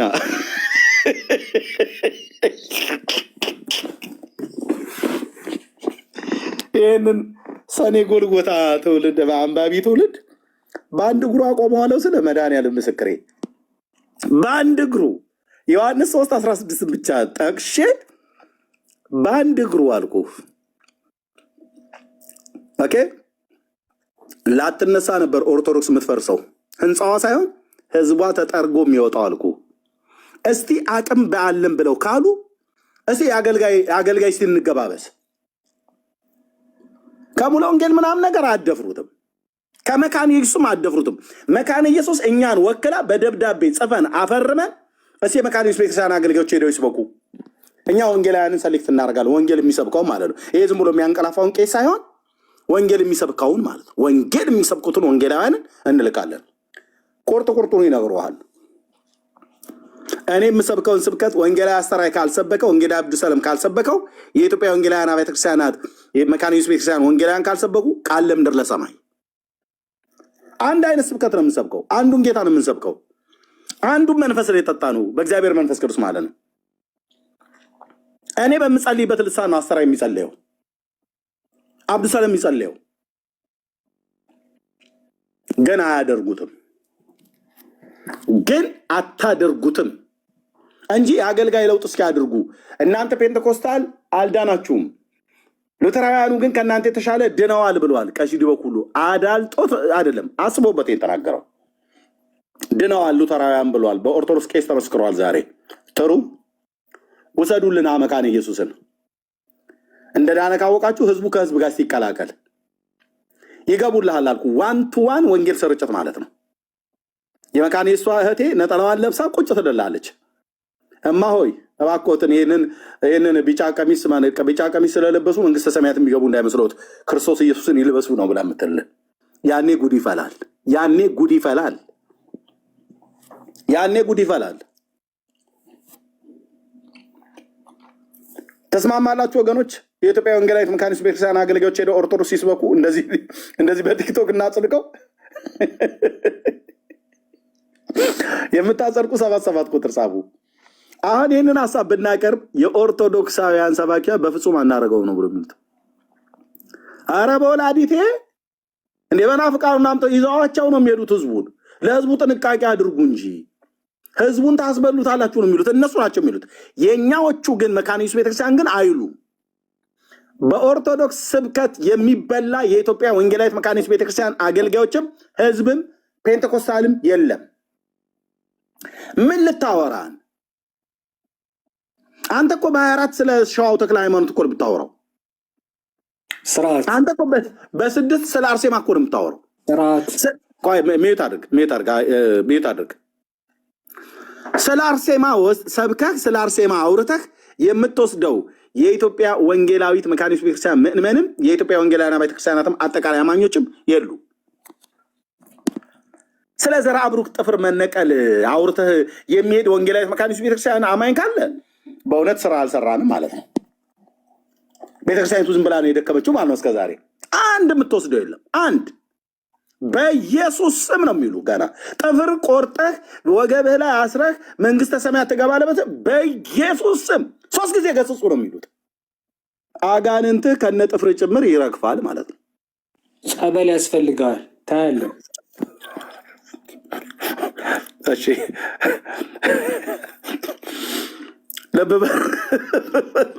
ታየኝ እኮ ታየኝ። የኢትዮጵያ ኦርቶዶክስ ቤተክርስቲያን አውደ ምሕረት ላይ አንድ ወንጌላዊ ልብሱን ለብሶ ቆሞ ሲሰብክ ታየኝ። ቆሞ ሲሰብክ ገና ቃለ እግዚአብሔርን አንብቦ እንጸልይ ብሎ ሲል አጠገቡ ቁጭ ያለ ቀሚስ የለበሰ ደብተራ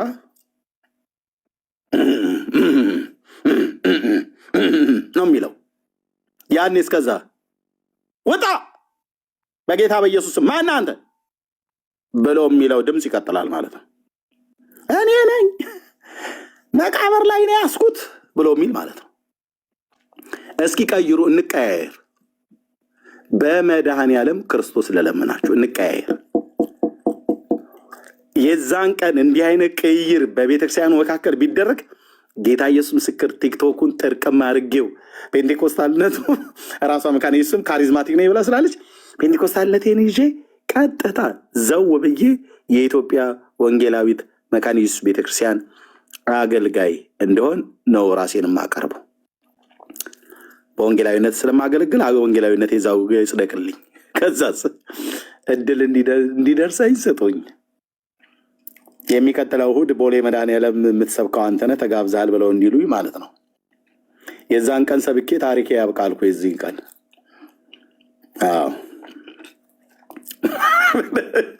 ምን እንደሚፈጠር ያውቃሉ። ጌታ የልዩነታችን ምንጭ ጌታ መንፈስ ቅዱስ ለዘላለም ስም ይባረክ። ልዩነታችን እኮ ነህ አባዬ፣ ልዩነታችን ነህ። ቦሌ መድኃኔዓለም ቆሜ እንድሰብክ እስኪፈቀድልኝ የዓመቱ አርሴማ ተብሎ የተንጋጋን ትውልድ አተላልሰህ ትጸድቃለህ ተብሎ የተንጋጋን ትውልድ ላግኘው አልኩ። እዛ ስብከት በመንፈስ ቅዱስ ኃይል ታያለህ። እዛ ጌታ ኢየሱስ ምስክር እኮ ነው አልኩ። በቅዱስ ስሙ እጓደዳለሁ፣ በቅዱስ ስሙ እንጓደዳለን። ስብከት ያኔ ታያለህ። ግን ዳኑ ብለው ያሏቸውን መካነ ኢየሱሶችን አይሰጧቸውም መድረክ። እውነቱን ወደ መሬት ስናወርደው እዚህ ደንፍቶ እንደተናገረው ቄስ አይደለም። መካነ ኢየሱስን መናፍቅ እያሉ ሲሏት ሲያሳድዷት አለ እንደ የኖሩት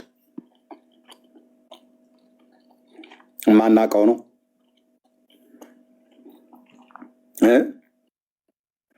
በጣም የሚያሳዝነው ግን ሉተራውያንን ብላችሁ የምትሉ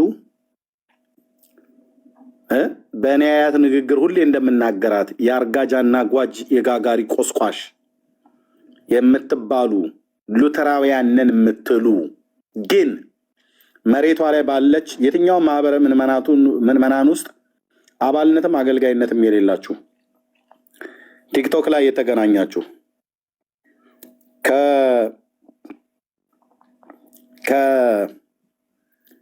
ከፔንቴኮስታሉ ጋር የጌታን እራት ከምወስድ ኦርቶዶክስ ሄጄ ብቆርብ ይሻላል ብለህ ያልከው ቀልውጥ ብትሄድ አይሰጡም። ጻኡ ንዑሰ ክርስቲያን ብለው እንኳን አይሉም። የክርስቲያን ታናናሾች የሆናችሁ ውጡ እንኳን ብለው አይሉም። የክርስቲያን ታናናሾች ብለው እንኳን መስፈርት አያወጡልም። መካነ ኢየሱስ ነኝ ብለህ ብትል፣ ሉተራውያን ነኝ ብለህ ብትል መናፍቅ ነን ብሎ የሚሉ፣ ሙሉ ወንጌል ብለህ ብትል መናፍቅ ነን ብሎ የሚሉ፣ ማንም በል ጴንጤ ብለህ ብትል መናፍቅ ከሃዲያን የእመቤቴ ጠላቶች ነው ብሎ የሚሉ በአንድ አይን እነሱ ዳንክ አይሉም። አንተ ግን ዳኑ ብላችሁ ትላላችሁ። ሉተራውያን የሆናችሁ ይህንን አርዕስት ቀጥለዋለሁ። ሉተራውያን ሆናችሁ ኦርቶዶክሳውያን ድነዋል ብላችሁ የምትሉ ከሆነ ከእኔ ጋር እንዳንድ ወንጌላዊ አይደለም የማወራህ፣ እንዳንድ የኦርቶዶክስ ቤተክርስቲያን ዲያቆን እንደነበረ ሰው አወራሃለሁ። በድቁናዬም አወራሃለሁ፣ በወንጌላዊነቴም አወራሃለሁ። በሁለቱም ሰይፍ ነው የምመጣብህ ማለት ነው። ሉተራዊ ነኝ ብላችሁ የምትሉ ኦርቶዶክስ ድናለች ብላችሁ አደባባይ ላይ ወጣችሁ የምትመሰክሩ ሰዎች ካላችሁ ዌልካም፣ እንጠያየቅ እኔና እናንተ። የኦርቶዶክስ ነገረ ድነቷ ከ5 አዕማደ ምስጢር ብቻ ነው ወይ የሚቀደው? የመቃብር አፈር በጥብጠህ ተኝተህ ተቀብተህ ትድናለህ ብላ የምትል ቤተክርስቲያን በማርያም እኮ ሰው ይድናል ብላ እኮ የምታስተምር ቤተክርስቲያን እኮ ነች። ጥፍር 22 ትውልድ ይድናል እኮ ብላ የምትል ቤተክርስቲያን ናት። ይህን ህዝብ ነው ድኗል ብለህ የምትላ? የዘራ ብሩክን ጥፍርና ፀጉር ያሰረ 22 ትውልዱ ይድናል ብሎ የሚል ለዚህ ቤተክርስቲያን ነው እናንተ እውቅና የምትሰጡት? ሉተራውያን አታፍሩ? እንደነ ወንጌላዊ አስተራይ አይነቶቹ ናቸው የኛ የኢትዮጵያ ወንጌላዊት መካኒስት ቤተክርስቲያን አገልጋዮች። ሼሞኑ ሉተራውያንም ብላችሁ እዚህ ወጥተ ኦርቶዶክስ ድናለች ብለህ ስትል በየትኛው ትምህርቷ በአቡነ ተክለ ሃይማኖት ተቅማጥ ድኛለሁ ብላ የምትል ቤተክርስቲያን ትድናለህ ብላ ማነው ሐሙስና እሁድ እባብ የገደለ ይጸድቃል ብላ የምትል ቤተክርስቲያን ነች ህዝቧ ድኗል ብላችሁ የምትሉት? የዝቅጠታችሁ ልክ መጨረሻው እዚያ ያደረሳችሁ ሉተራውያንን ብላችሁ የምትሉ እነሱ እናንተን አልዳኑም ብላው ይላሉ። እናንተ ግን እነሱን ድነዋል ብላችሁ ትላላችሁ። የዳኑበትን ኑ በመጽሐፍ ቅዱስ ተጠይቁ ብላችሁ ብትባሉ አትመልሱም። ሼሞኑ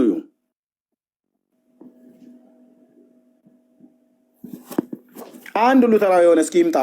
አሁን ካለ እስኪ ግባ። ሉተራዊ ነኝ ብሎ የሚል ኦርቶዶክስ ድናለች ብሎ የሚል ሉተራዊ እኔ ልጠይቀው። ስጠይቅህ እንዳንድ ወንጌላዊም እጠይቅሃለሁ፣ እንዳንድ የኦርቶዶክስ ቤተክርስቲያን ዲያቆንም እንደነበረ ሰው ጠይቃለሁ። በመጽሐፍቶቿ ሁሉ ጭምር ከቅዳሴያቱ ከዜማ መጽሐፍት ሁሉ ጭምር ጠይቃለሁ። ና ግባና ታወራለህ ሉተራዊ ነኝ ብለህ የምትል ማለት ነው።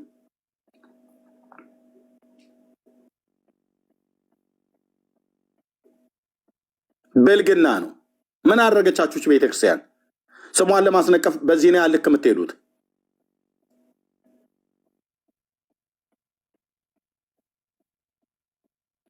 እሺ ኦላን ከሉተራን ነህ? ኤርሚያስ ቆየሁኝ፣ ምናልባት ካስተናገድከኝ አሉ። እሺ እሰጣለሁ። እሺ ኦላን ብርሌን ነው።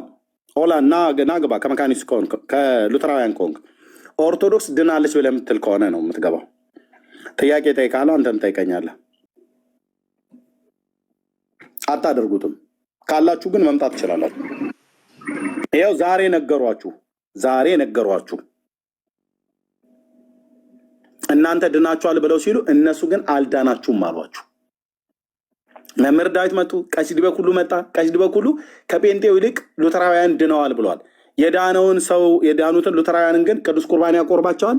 ጥያቄው እንዳልጠይቀው የሚመጣበትን ጥያቄ ስለሚያውቅ ወደ እኔ እናት ጋር ሄደው ስለ እኔ እናት ማውራት ጀመረ ማለት ነው። ስለዚህ ሌሎች የወንጌል አማኞች የኢትዮጵያ ወንጌላዊት መካኒስት ቤተክርስቲያንን ከኛ ማንም አይነጠላት። ማንም ቤተክርስቲያኒቱ ወጣ መግለጫ እስካልሰጠች ድረስ ማለት ነው። የኢትዮጵያ ወንጌላዊት መካኒስት ቤተክርስቲያን የእኔ ቤተክርስቲያን ናት። ፔንቴኮስታል ወንድሞቼ እናቶቼ የእኛ ቤተክርስቲያን ናት። በእነዚህ ወፍ ዘራሽ ልጆች የምትታመስ ቤተክርስቲያን የለችም። ይኸው ኦርቶዶክሳውያን ውስጥ ጠይቃቸው፣ ሉተራውያን ወገኖች ድነዋል አልዳኑም ነው ያሉት። ከነቀሲስ ዳዊት ከነቀሲስ ዲበኩሉ ጀምሮ የመጡት ግማድ ቀሲስ ዲበኩሉ ድነዋል አለ።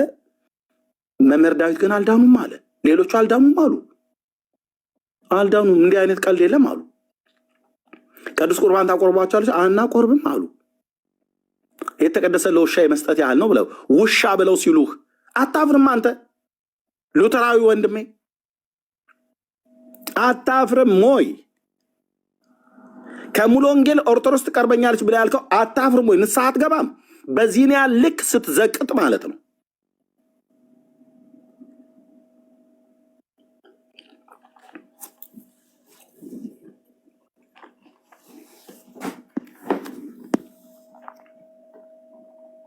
እንዲህ ነው መጨረሻችሁ የሚሆነው። አባ ዮናስ እንኳን ደህና መጣ። እሺ ቴንክ ዩ። ከኦርቶዶክስ መሆንን ስለማቅ ለሌሎች ንገራቸው። አንተ ከየት ቤተ እምነት ነው? እሺ የኢትዮጵያ ኦርቶዶክስ ተዋህዶ እምነት ተከታይ ነኝ። ቅድም ስትናገር በነበርካቸው ቆይ ጥያቄ ከጥያቄውን ጀምሮ ቅድም ላይም ትሰጣለህ። ጥያቄው ይታያል አይደል? አባዮናል አይቼዋለሁ፣ በደንብ ስከታተል ነበር። ሉተራውያንን ታውቃቸዋለህ አይደል? ሉተራውያንን አዎ፣ ሪላቲቭሊ ያውቃቸዋለሁ። ድነዋል ብለህ ትላለህ? እንደ አንድ ኦርቶዶክስ እምነት ተከታይ አንተ ድነዋል ብለህ ትመሰክራለህ? ሉተራውያን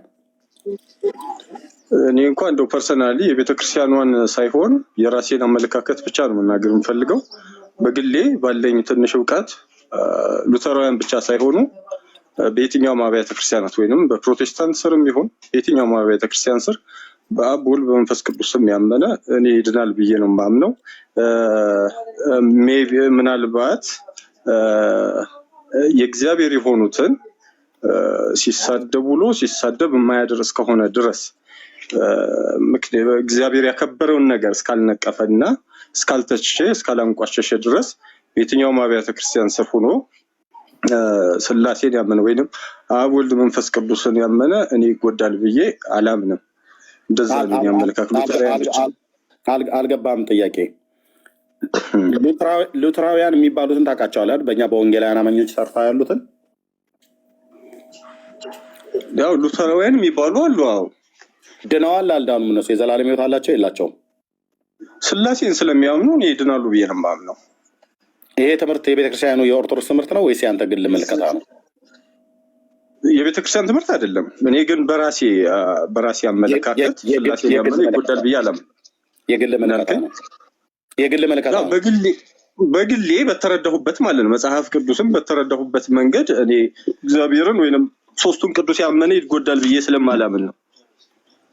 እሺ እኛስ አጠቃላይ ልክ እንደ ሉተራውያኑ የተቀረኑ የወንጌላውያን አማኞች በሙሉ በስላሴ ስለምናምን እንደ ወንጌላዊት መካነ ኢየሱስ ቤተክርስቲያን እንድናለን ማለት ነው። የመዳን ተስፋ አለን ማለት ነው።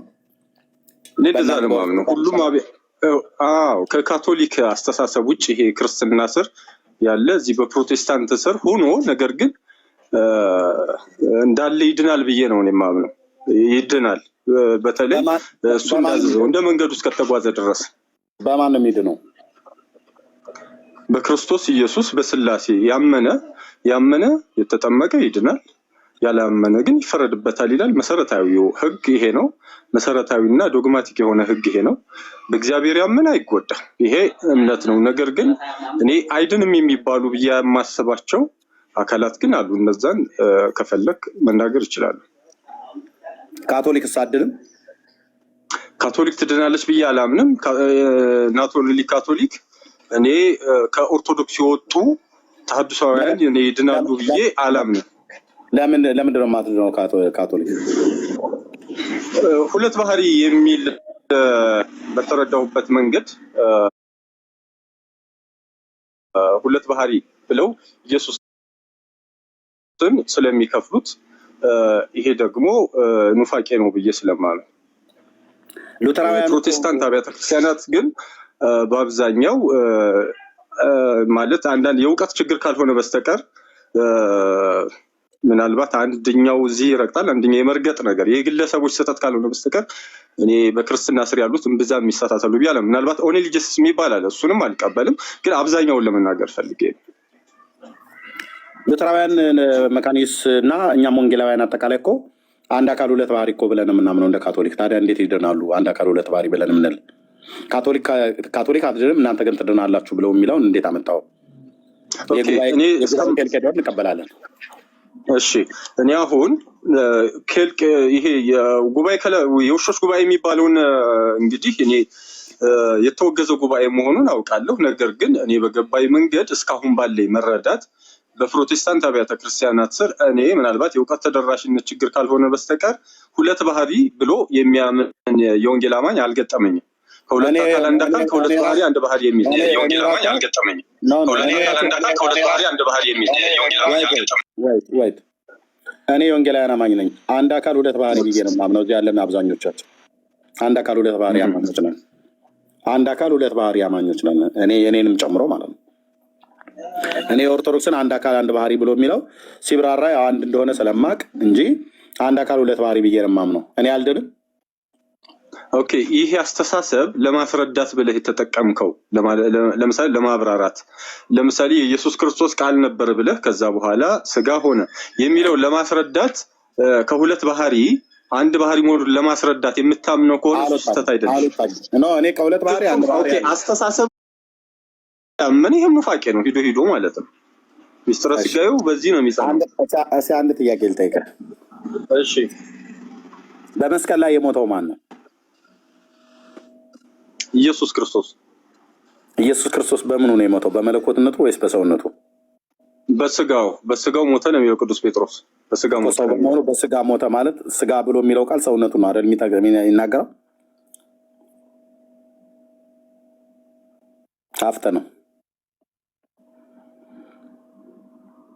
ሀፍተ ነው መድኃኒዓለም ክርስቶስ እንዴ ኔትወርክ ሊሆን አይችልም።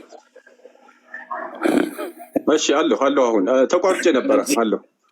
ክርስቶስ በስጋው ነው አይደል? ክርስቶስ በስጋው ነው አይደል የሞተው? ቀጥል። በስጋው ነው አይደል የሞተው? አዎ፣ በስጋ ሞተ ነው የሚለው ቅዱስ ጴጥሮስ። በስጋው ሞተ ጴጥሮስ ይላል። በስጋ ሞተ ማለቱ በሰውነቱ ሞተ ማለት ነው አይደል? በትክክል በስጋ ሞተ። አዎ፣ በሰውነቱ። ለምንድን ነው የነጠልከው ታዲያ? በስጋ ከሞተ በመለኮቱ አልሞተም ማለት ነው። ኦኬ፣ ይሄንን አሁን ለማስረዳት ነው ከፍለዋለን እንጂ ይሄ አገባብ አይደለም። ኖ ለማስረዳት የሚባል ነገር የለም። ነጥለን የነገርከኝ ሁለት ባህሪ ማለት እንደዚህ ይታያል ማለት ነው። እሺ፣ ክርስቶስ ተርቧል። አዎ፣ ተርቧል። ተርቦ በልቶ ጠጥቷል። አዎ። በመለኮቱነቱ ነው የበላ የጠጣው ወይስ በሰውነቱ ነው የበላ የጠጣው? በሰውነቱ ነው የበላ የጠጣው። ለምን በስጋው ብለህ መለኮቱ እንደምነጠልከው? አንድ አካል ይሄ በጣም ጥሩ። እሺ፣ ጥሩ። ይሄ ሚስጥረ ስጋዬ ሲጀመር እንደምታውቀው ይሄ የሰማይ ሚስጥር ነው፣ ወይንም ደግሞ እግዚአብሔር ሰው የመሆኑ ሚስጥር። አዳምጠኝ አይደለም፣ አዳምጠኝ፣ ይቅርታ። ምን ለማለት ነው? ከባድ ሚስጥር ነው። የወልድ እግዚአብሔር ሰው የመሆን ሚስጥር እንደምታውቀው ረቂቅ ሚስጥር ነው።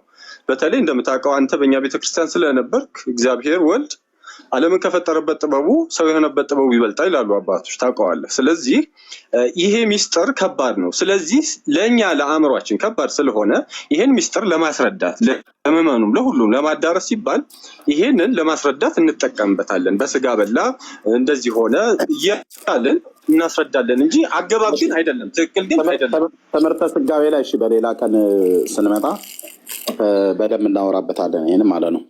የዛሬውን ምንድን ያልከኝ ሉተራውያን ድነዋል ወይ ብዬ ስልህ ቅድም ድነዋል አልከኝ፣ በኋላ ደግሞ ስታብራራው አልዳኑም አልከኝ። ሉተራውያኑስ እናንተን ድነዋል ብለው ይሏችኋል? አይሉንም። ለምን? ምክንያቱም ያው ተቀጽላ ነገር ያወጡልናል። ምን? ለምሳሌ ምን አይነት ተቀጽላ? ለምሳሌ በኢየሱስ ክርስቶስ ኢየሱስን አልተቀበሉም ነው የሚሉት ባጭሩ። እኛ ተቀብለናል ብለን ብዙ ነገር ስለ ክርስቶስ እንናገራለን፣ ግን እነሱ ጭራሽ ኢየሱስን እንዳልተቀበልን ነው የሚነግሩን። አንተ ክርስቶስን ተቀብለሃል? አስደብረኛል ዛሬ ማርያም። ያው በደንብ። መቼ ነው የተቀበልከው? እኔ በአባቶቼ ነው። እንደ ድል ሆኖ ድካም አላገኘሁም። እንደ እድል ነው ብዬ ነው የማስበው። እድል ማለት ያለ ልፋት እውቀትም አልተጠቀምኩም እሱን ለማግኘት። በአጋጣሚ አባቶቼ ትክክል ሆኖ አገኘሁት። ማለት እነሱ ክርስቲያን ስለነበሩ። መቼ ነው ያገኘው? ሚንስ መቼ ማለት ጊዜያትን እየጠየኩ ያለሁት መቼ ነው ያገኘው? የአባቶችን እምነት ነው የተቀበለው። ከማን አገኘው ብዬ ስለ ነው ከአባቶች ማለት ያለበት። እኔ ግን አባቶቼ ማለት ከእናትና ከአባቴ እምነት አልጠየኩም። መቼ ነው ማለት ጊዜያትን ነው የሚያመለክተው። መቼ ማለት በየትኛው ዓመት፣ በየትኛው ወር፣ ከስንት ዓመት በፊት ወይ ከስንት ዓመት በኋላ ብሎ የሚለው መቼ ብሎ የሚለው ማለት ነው። ከማን ነው የተቀበልከው ብዬ ስለ ግን ከቤተሰቦቼ ወይ ከአባቶቼ ከእናቴ ብለህ ትላለህ። መቼ ነው የተቀበልከው ጊዜ? ኦኬ፣ እኔ እንግዲህ በ40 ቀኔ ማለት ነው። በአርባ ቀኔ ይሄንን ስርዓቱ ተፈጽሞልኛል። አይ እኔ የጠየቅኩ ስርዓቱ የተፈጸመልህ መቼ ነው ሳይሆን ጌታን የተቀበልከው መቼ ነው ያልኩት። ኦኬ እንግዲህ አሁን ይሄን ነገር በአባቶቼ የተቀበልኩት አስተሳሰብ ግን ካደኩኝ በኋላ እኔ ከማን ተቀበልከው አላልኩም። በኋላ ግን አባ ዮናስ ፕሊዝ መቼ ተቀበልከው ማለት ጊዜን ነው ንገረኝ አልኩ እንጂ ከማን ተቀበልከው ብዬ ስለ ነው ከአባቶች ብለህ የምትለው መቼ ነው የተቀበልከው ጊዜን ነው ያልኩ። ኦኬ እንግዲህ በ40 ቀኔ ማለት ነው። በ40 ቀኔ ያኔ ተቀብያለሁ ማለት ነው። ጌታን ለመቀበል ምን የሰማኸው ነገር ነበር? በ40 ቀን ምንም የሰማሁት ነገር የለም። እንዳልኩ የእናትና የአባቴ ተሳትፎ ነው እዛ ጋር ያለው። ምንም ሳትሰማ ነው ጌታ የተቀበልከው? እኔ ተሳትፎ አልነበረኝም። የስ ስለ አምላክነቱም አልሰማም፣ ስለ ሰውነቱም አልሰማም፣ ስለ አዳኝነቱም አልሰማም። ምንም ሳትሰማ ግን ተቀበልከው? በእናትና በአባቴ እውቀት መሰረት እንጂ በአንተ እውቀት አይደለም የተቀበልከው። በእኔ እውቀት አይደለም፣ ይሄ ግልጽ ነው። ታዲያ ለምን ተቀበልኩት አልከኝ? በእናትና በአባት እውቀት ከተቀበልክማ እነሱ ናቸው እንጂ የተቀበሉልህ አንተ አይደለም የተቀበልከው ማለት ነው። እውቀቱ የእናትና የአባትህ ተቀባዩ አንተ ልትሆን አችልም። አዋጣችሁ እነሱ እውቀቱን ተቀብለው አንተ ደግሞ ጌታን ተቀበለው። እንደዚህ የሚሰራ ነገር የለም። ያላወቅከውን ጌታ በውክልና ነው እንዴ የተቀበልከው? መልካም እንግዲህ ይሄ በመጽሐፍ ቅዱስ ውስጥ እንዳነበብከው ብዙ ቦታ ላይ ኢየሱስን የማያውቁ በእድሜ ያልበሰሉ ሰዎች ኢየሱስ ክርስቶስ ራሱ ወደ እኔ እንዲመጡ አትከልክሏቸው ያለበት ክፍል አለ። ያ ማለት የአንተን መቀበል የጠየቁ ወንድም ማለት አንተ ጌታን የተቀበልከው በ40 ቀን ነው ብለሃል እኮ። አዎ ንጽጽሩን ላሳይህ ነው ማለት ያልበሰሉ ሰዎች እንዴት ወደ ክርስቶስ ሊመጡ እንደሚችሉ ያለ እውቀትም ቢሆን ማለት ነው። ለምን የመጡት ወደ ክርስቶስ እነኛ ልጆች? ኦኬ እንግዲህ ወደ እኔ እንዲመጡ አትከልክሏቸው አለ። እንግዲህ እሱ ጋር ተአምራት አለ፣ እሱ ጋር ድህነት አለ። ለምን የመጡት እነኛ ልጆች? ለመባረክ ሊሆን ይችላል። እንግዲህ መንፈስ ቅዱስ በረቂቅ ጠርቷቸው ሊሆን ይችላል። ምክንያቱም ከሚጠቡና ከማይናገሩ አንደበት እንትኑን እምነትሹ ቃሉን ትክክል አይደለውም፣ ግን በመዝሙር መጽሐፍ የተጻፈ አለ ምስጋናን አዘጋጀህ ይላል። ይህ ማለት መንፈስ ቅዱስ ሲቃኝህ እውቀት ምናምን ሳይገድብህ ወደሱ እንድትመጣ ይሆናል ማለት ነው። እዛ ጋር የመጡት ህጻናቶች የ40 ቀን ህጻናቶች ናቸው።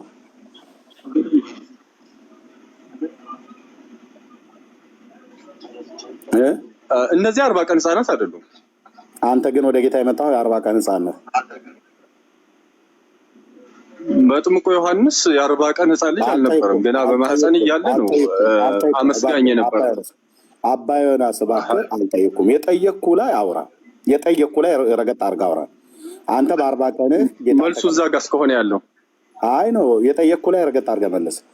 አባ ዮናስ በ40 ቀንህ ነው ጌታ የተቀበልከው። እነዛ ህጻናት ግን የ40 ቀን ህጻን ልጅ አልነበሩም ወደ ጌታ ጋር የመጡት። ወደ እኔ ይመጡ ዘንድ አትከልክሏቸው ብሎ ያለው እንዳንተ ገና ትብታቸው ያልደረቀ የእናታቸውን ጡት በዳበሳ ሊያገኙ የማይችሉ እናታቸው በጣትና በጣቷ መካከል ጡት የምታጎርሳቸው ህጻናት አልነበሩም እዛ ጋር የመጡት። ኦኬ የ40 ቀን ህጻናት ናቸው ወደ ጌታ ጋር የመጡት። የ80 ቀን ሴት ልጆች ናቸው ወደዛ የመጡት? አይደለም። እነሱ ወደ እሱ ጋር የመጡት ጌታ ሊቀበሉ ነው። እንግዲህ ሊቀበሉ ነው ላይቀበሉ ነው የሚል ነገር ለባረኮት እንደሆነ ለመባረክ እንደሆነ የሚያሳይበት ነገር አለ። አንተ ግን በጌታ ለመባረክ ነው ወይስ ጌታን ለመቀበል ነው በ40 ቀን ተቀብያለሁ ብለህ ያልከው? ያኔ በፍጹም በእናትና በአባቴ ካልሆነ ይሄ ግልጽ እውነት ነው። ምንም ቀኝና ግራ ማየት አያስፈልግም። በእናትና አባቴ ካልሆነ በዛ በፍጹም እውቀት ላይ አልነበርኩም። ስለዚህ በፍጹም እውቀት ላይ ባልተመሰረተ ነገር ነው ጌታን ተቀብያለሁ ብለህ የምታደክመን ማለት ነው።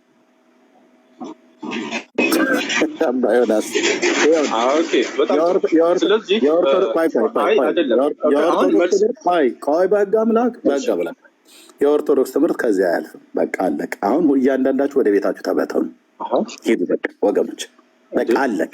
የኔ መልስ አትሰማም? የኔ መልስ አትሰማም?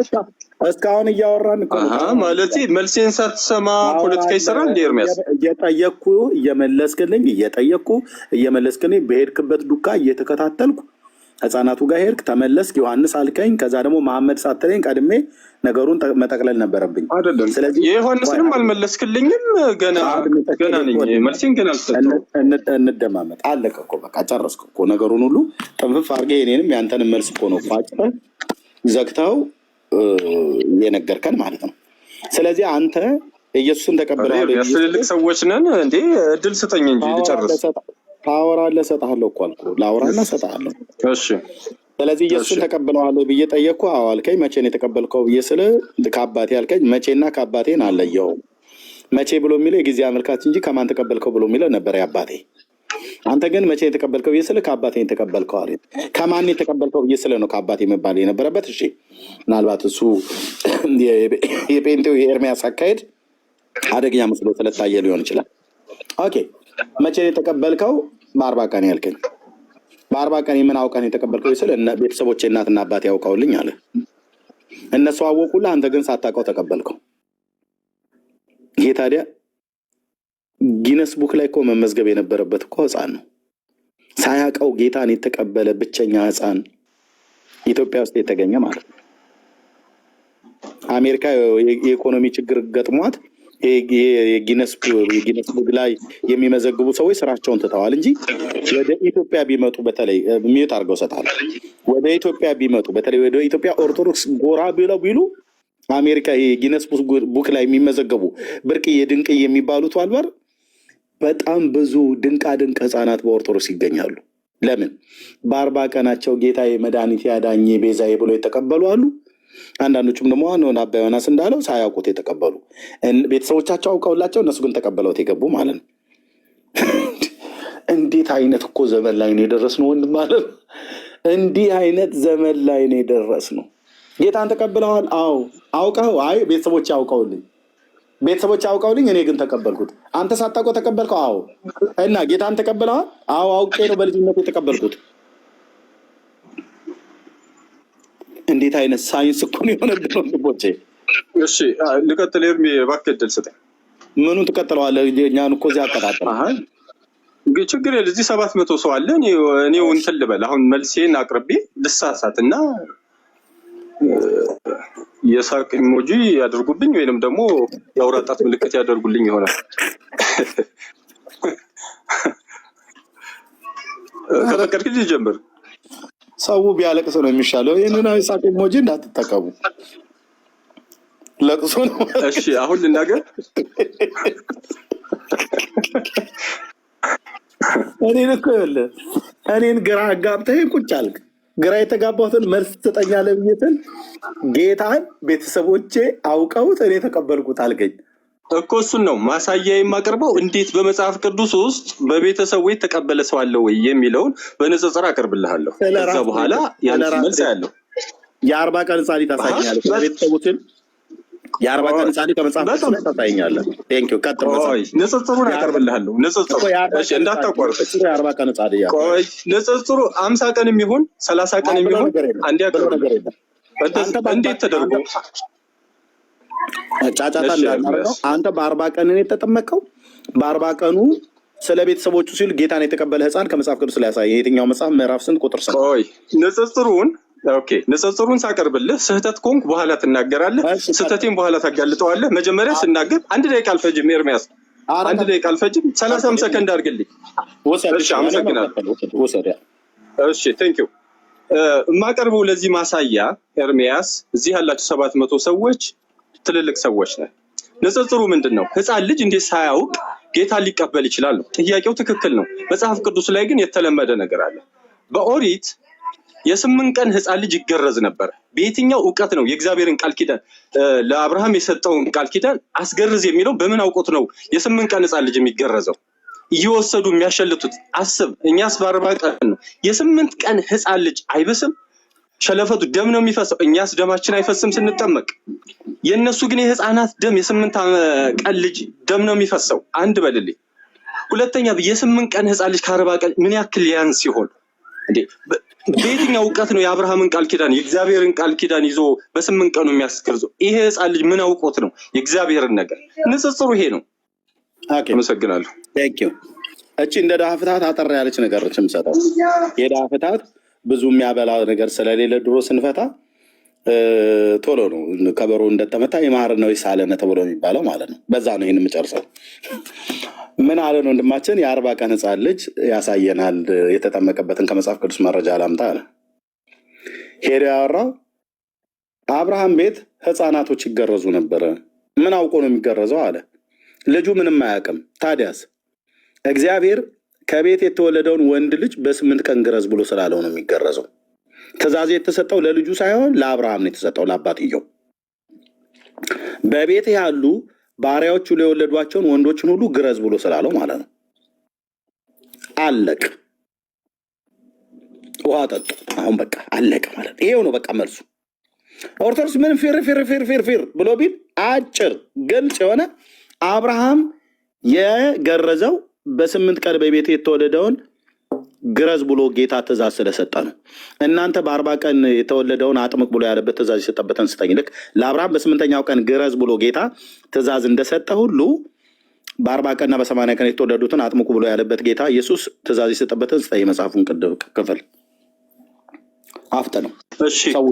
እሺ በንጽጽር ያመጣውልህ ሚስ አንደርስታንዲንግ እንዳይኖር ያመጣውልህ የታውቀው ነው። የእውቀት ጉዳይ ነው የተነሳው አይደለም። የእውቀት ጉዳይ ስታነሳ ነበር። እዚህ ህፃናት አይደለም የተሰበሰበው። ኤርሚያስ ልብ በል ጨርሰናል። ይታዘቡሃል። ኤርሚያስ የእውቀት በምን አውቀህ ነው እኮ ስትለኝ ነበር አይደለን? ለምን እኩል ታወራለህ? ጨርሰናል አላልከኝም እንደ ኤርሚያስ? ደቂቃ ስጠኝ ብለህ በምን አውቀው ነው አልከኝ። እኔ ደግሞ የማያውቁ ህፃናትን ጠቀስኩልህ አይደል ኤርሚያስ? እኩል የምታወራው ለምንድን ነው? ላውራ ደቂቃ ስጠኝ ብለህ ሀሳቡ ተለባብሶ እንዳያልፍ ነው። ጨርሼ ነው ብለህ ነው አይደለ? ስትሰጠኝ አልመለስከውማ መልሱን። እኔ ጨርሻለሁ ብለህ ስትለኝ ነው አይደለ የገባሁት? በቃ ምን ብለህ መለስክልኝ? በመጽሐፍ ቅዱስ ላይ በ40 ቀን የተጠመቀ ህፃን ልጅ አሳየን ብዬ ስለ አብርሃም በቤቱ ያሉትን በ8 ቀን ያሉትን ይገርዝ ነበር ብለህ አልከኝ። ጥምቀትና ግርዘትን እንኳን አታውቅም ማለት ነው። የወንዶች አልነበረም ኖ እባክህ እኔ እንዲህ አይነት ጫጫታ ነው የሰለቸኝ። ሲጀምር ጥምቀትንና የስጋ ግርዘትን እንኳን ለይታ አላወቅም። እኔ የጠየቅኩ በ40 ቀን እንዳንተ ቤተሰቦቹ አውቀውለት እንዳንተ ጌታን የተቀበለ ልጅ አምጣ ነው ያልኩ። ሄደ የነገርከኝ የስጋቸውን ቁልፈት የብልታቸውን ጫፍ ስለሚቆረጡ ዘፍጥረት መጽሐፍ ላይ እግዚአብሔር ለአባታችን ለአብርሃም የገባውን የሰጠውን ኪዳን በቤትህ የሚወለድ ወንድ ሁሉ በ8ኛው ቀን ይገረዝ ብሎ ያለውን ቃል ነው ያመጣው። የኔ ጥያቄ የ40 ቀን የህፃናት ጥምቀት እንድታሳየኝ ነበር። አንተ የነገርከኝ በ8ኛው ቀን ስለሚገረዙት ወንዶች አይሁዳውያን ልጆች ነው እየነገርከኝ ያለው። ምን ያገናኘዋል? ይኸው መሲም እየጠየቀች ነው። ሴቶቹ ሲገረዛሉ ወይ ብላ ማለት ነው በዛኛው ኪዳን። ይሄ ደግሞ ሌላ አገራዊ ጦርነት የሚያስነሳ ጥያቄ ነው። የጠየቅኩን ትተህ ያልጠየቅከውን ነው የምታወራው። እኔ ጥያቄ የ40 ቀን ህፃን ልጅ የተጠመቀ አምጣ ከመጽሐፍ ቅዱስ አሳያለሁ። መጽሐፍ ቅዱስ ላይ ያልከኝ ሄደህ ስታመጣ ግን አብርሃም ቤት በ8ኛው ቀን ልጁን ይገርዘው ነበር። ምን ያገናኘዋል? የስጋ ጫፍ መቆረጥ በቢሎ ቆርጦ መጣልና በውሃ ውስጥ ማፍሰስ ወይ መንከር ምን ያገናኘዋል? ሁለቱ የአብርሃም ቤት ልጅ የሚገረዘው እግዚአብሔር የተናገረውን ስላወቀ ሳይሆን እግዚአብሔር ትእዛዙን የሰጠው ለአባታችን ለአብርሃም ነው።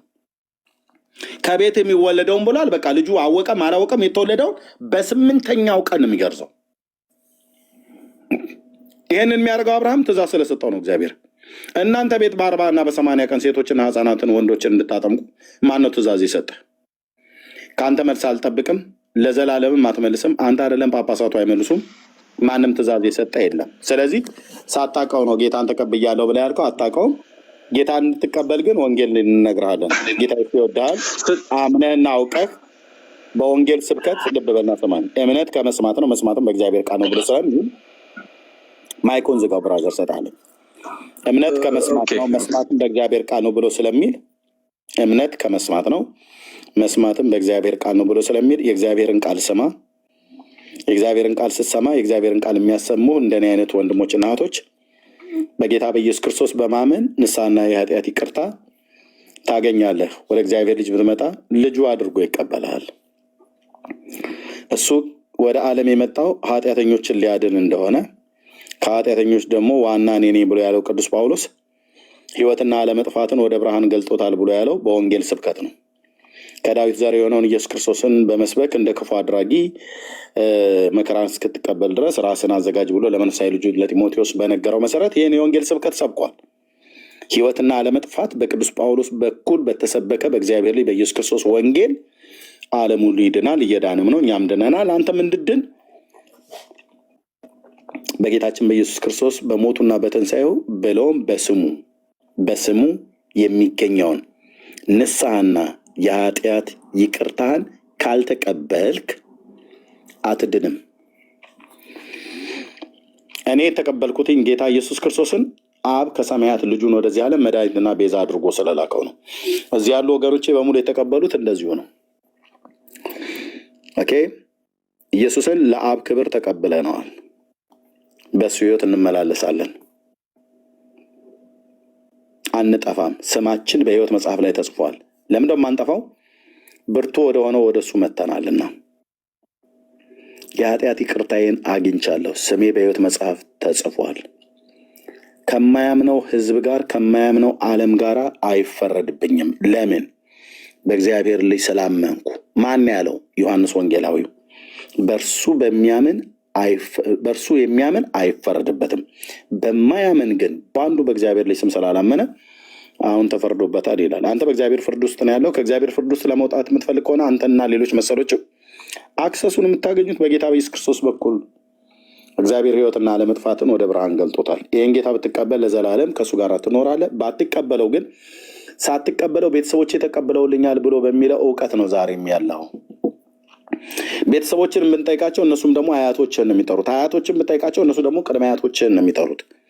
እንዲሁ እያልን ክርስቶስን ሳታውቁት ያወቃችሁ የመሰላችሁ፣ ክርስቶስን ሳትቀበሉ የተቀበላችሁ እየመሰላችሁ በደመ ነፍስ እየሄዳችሁ የሕይወታችሁን ዘመን እንዳሹቅ በልታችሁት ጨርሳችሁት ፍጻሜያችሁ በሞት ሳይዘጋ ክርስቶስ ኢየሱስ እነሆ ለዓለም ሁሉ ቤዛ ሆኖ ነፍሱን በመስቀል ላይ የሰጠውን ውድ ወዳጃችንን ተቀበለው፣ በእርሱ ተመላለስ፣ የዘላለምን ሕይወት በስሙ ታገኛለህ የምትለው ካለ ማለት ትችላለህ።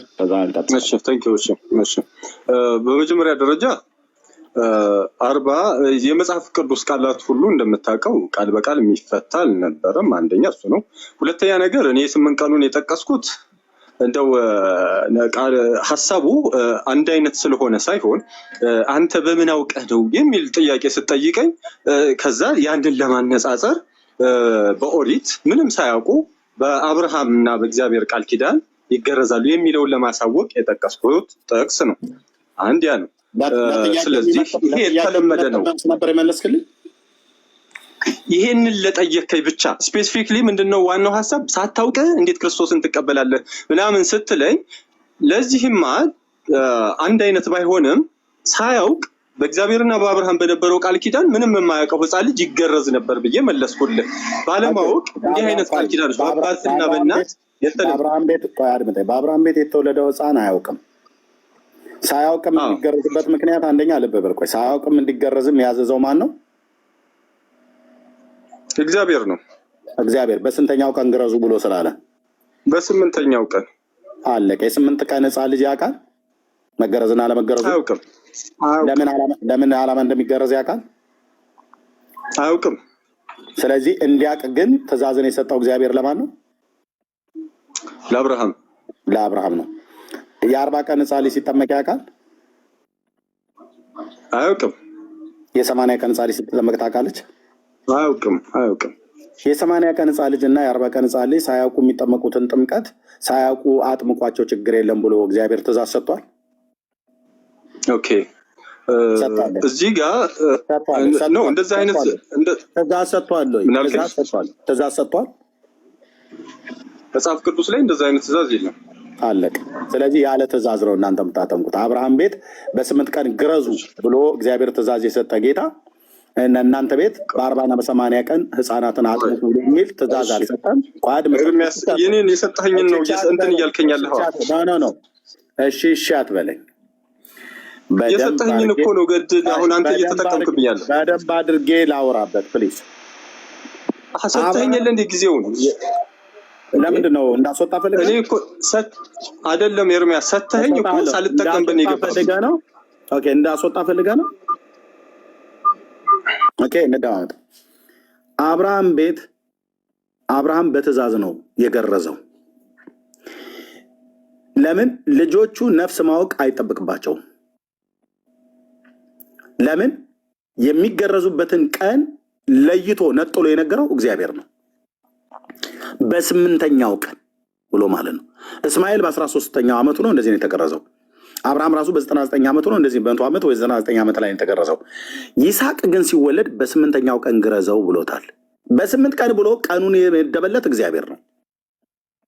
በቤት የሚወለዱ ወንዶችን ሁሉ በ8ኛው ቀን ይገረዙ ብሎ ቀኑን የሰየመለት እግዚአብሔር ነው። እናንተ በ40ኛው ቀን ወንዶች ይጠመቁ ብሎ ማነው ትእዛዝ የሰጣችሁ? ማነው በ40ኛው ቀን አጥምቁ? ወንድ ከሆነ በ40 ቀን ይጠመቅ ብሎ ማነው ትእዛዝ የሰጠው? ሴቷን በ40 ቀን በ80 ቀን አጥምቁ ብሎ ማነው ትእዛዝ የሰጠው? አቤት ደብተራዎቹ የሰሩላችሁ ትምህርት እንጂ የመጽሐፍ ቅዱስ ትምህርት አይደለም። ያ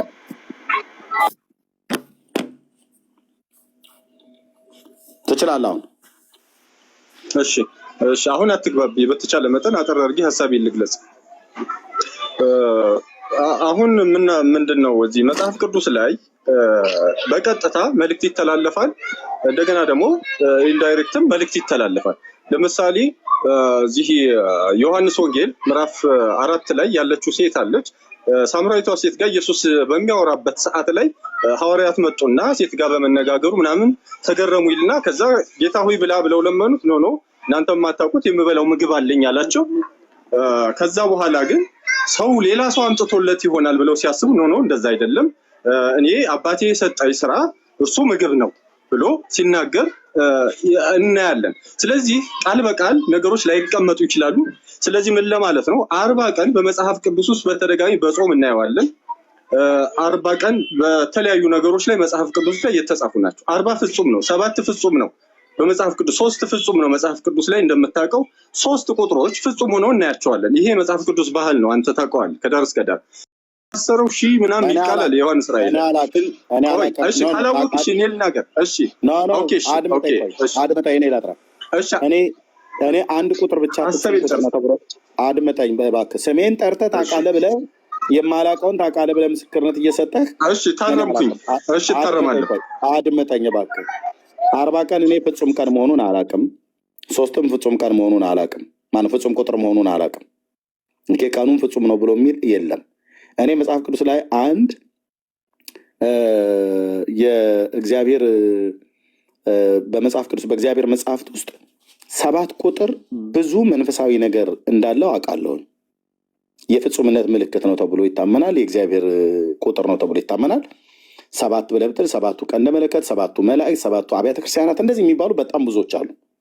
ስለዚህ ራስህን ችለህ አውራ። ልክ እኔ እንደማውቀው አድርገህ ታውቃለህ እያልከኝ እንትን አትበል። ቴንኪው። እሺ ይቅርታሽ። ስለዚህ አሁን 1000 ዓመት ሊቃውንት ሲተረጉሙ፣ ሊቃውንት ሲባል የኛ ብቻ ሳይሆን የዓለም ሊቃውንትም ሊሆን ይችላል። ያ እዛ ላይ ብዙ ስምምነት ባይኖርም 1000 ዓመት ብቻ አይደለም፣ 1000 ዓመት የረጅም ጊዜን ያሳያል ብለው ነው ብዙ ጊዜ የሚተረጉሙት የዮሐንስ ራእይ ጠበብቶች ማለት ነው። ስለዚህ 40 ቀን የሚለው በመጽሐፍ ቅዱስ ለምሳሌ ኤልያስ 40 ቀን ጾመ፣ ሙሴ 40 ቀን ጾመ፣ ኢየሱስ 40 ቀን ጾመ። እንደዚህ አይነት 40 ስታያቸው ዝም ብሎ ዘፈቀዳዊ ጾሞች ወይንም ደግሞ አይደል ከቁጥሩን ከመውደድ የተነሳ ሳይሆን 40 ፍጹም መሆናቸውን ያሳያል። ስለዚህ 40 ቀን በ40 ቀን እኛም እንትን ማለታችን የዛን ፈር በመከተል ነው። ሁለተኛ 7ም አሁን ለምሳሌ እኛ 7ም በስላሴ ስናከብር እንዲሁ አይደለም፣ ፍጹም ቁጥርን ለስላሴ እንሰጣለን ወይንም ደግሞ በ7 እግዚአብሔርን ወይንም ስላሴ እናከብራለን። ከጠየቅኩ ጋር ምን ያገናኘዋል? አሁን ይሄን ሁሉ የምታወራኝ የ40 ቀን ጥምቀት ላይ ነበር ኤርሚያስ። በ40 ቀን በ80 ቀን ህፃናትን አጥምቁ ብሎ እግዚአብሔር ለአብርሃም ቤት በ8ኛው ቀን ግረዙ ብሎ እንዳለ የታለ በ40 ቀን አጥምቁ በ80 ቀን አጥምቁ ብሎ ያለበት ትእዛዝ የሰጠበት ነው ያልኩት። ኦኬ ሲጀመር ጥምቀት በ40 ቀን በ80 ቀን በ30 ቀን በ40 ቀን አይወሰንም። ምክንያቱም ከታች ጀምሮ ጨርሰናል። አባ ዮናስ ጨርሰናል እንዴ? ልጨርስ ሀሳቤን ሳልጨርስ እኔ ጨርሰናል አልኩ። ከከፈት ካወርዳለሁ። ጨርሰናል። ለምን በ40 ቀን በ80 ቀን በ30 ቀን አይወሰንም ብለህ ቤተክርስቲያን ግን ወንዶች በ40 ቀን የሚጠመቁት ብላ ወሰና፣ አንተ ራሱ የተጠመቀው በ40 ቀን ነው። ስለዚህ አይወሰንም ብላ ያልከውን ቤተክርስቲያን ወስናለች። ይህንን ውሳኔ ደግሞ እግዚአብሔር ወስኖላት አይደለም የወሰነችው። እንደ ልቡ ስኖረች ያው ዝም ብላ 40 ሲገኝ 40-80 ኮንዶሚኒየምም 40 የሆነ ብቻ 40 የሰዎችም 40 ፍትሀት ምናምን ነገር በሚገኝ ብቻ 40 የሚል ነገር ከተገኘ እንደዛ ታደርጋለች ማለት ነው። ስለዚህ እንደዚህ አይነት ነገር አብርሃም ቤት በ8ኛው ቀን ግረዙ ብሎ ትእዛዝ የሰጠ እግዚአብሔር እናንተን ግን በ40 ቀንና በ80 ቀን ተጠመቁ ብሎ ትእዛዝ አልሰጠም። ስለዚህ መጽሐፍ ቅዱስ ላይ የለም። ስለዚህ ኦርቶዶክስ የምታደርገው ስርዓት በሙሉ ይህ መጽሐፍ ቅዱሳዊ እንጂ መጽሐፍ ቅዱሳዊ አይደለም። ጨርሰናል። ወንድምነ ዳንዬ እንኳን ደህና መጣ። ብሩኬ እንዲሁም መምህር እንኳን ደህና መጡ። ሰላም በሉና ዳንዬ ወንድምነት መናገር ትችላለህ? እሺ ወንድምነት እንደምን አደራችሁ? ሰላም ብያለሁ። ድምፅ አሁንም እንደያዘ ነው። ትንሽ አለቀቀኝ። ብዙ ወንድምነት ለውጥ አለ ያለቀቀኝ። ዛሬ ሉተራውያን ድነዋል እኮ አለ ቀሲስ በኩሉ መጥቶ ሉተራውያን ድነዋል አለ። ለምን አይሆንም ታዲያ? ሉተራዊ ነው። ለምን አይሆንም? ምን አስለፋው? ፍጥነት ለራሱ ለምን አይሆንም ማለት ጥሩ ነው። ሰላም ብያቸዋለሁ። ሁላችሁ ነው። ተባረኩልኝ ብራዘርስ። ቴንክ ዩ ዳንዬ ወንድምነት ተባረክ። ብርኬ ሰላም በል። ከዛ አይ ቲንክ መምህር የሚሉት ነገር አለ ይመስለኛል። ሰላም ወገኖች እንዴት ናችሁ? ደህና ነን። እንዴት አልነበረም ብርክዬ? አሜን። የክርስቶስ ጸጋና ሰላም ከሁላችሁ ጋር ይሁን። ምንድን ነው ያልከው አሁን ኤርሜ? ማን ድነዋል? ማን ያለው? ሉተራውያን ከፔንቴኮስታል የተሻለ ድነዋል አለ ቀሲስ በኩሉ። የቤት መጥቶ እኮ ገብቶ የተሻለ ድነዋል ነው? አዎ ድነዋል አለ። የኢትዮጵያ ኦርቶዶክስ አይደለም ሉተራውያንን ኢስተርን ኦርቶዶክስን እንኳን ድነዋል ብለው አያምኑ አይደለም ሉተራውያንን ማለት ነው። ዲበኩሉ ድነዋል አለ ሉተራውያን። እንደ ፖለቲካው መስሎት ነው። እንደ ፖለቲካው መስሎት ነው። ምን ነው አሚን ብለህ ብትቀበል ለምን? ጥሩ ጥያቄ ነው ዳኒ። ድነዋል ብሎ ካመነ ለምን አይሆንም? እኛ ምንድን ነው ያልነው? ከዳኑ ብለን ቅድም የበየን ነው እዚህ ቲክቶክ ላይ ለምን የአገልጋይ ለውጥ አያረጉም ብለን ያሰብነው። ብሩኬ እንኳን ሉተራውያን መጥቆራም ድኗል ይላል ቴዲ ደግሞ።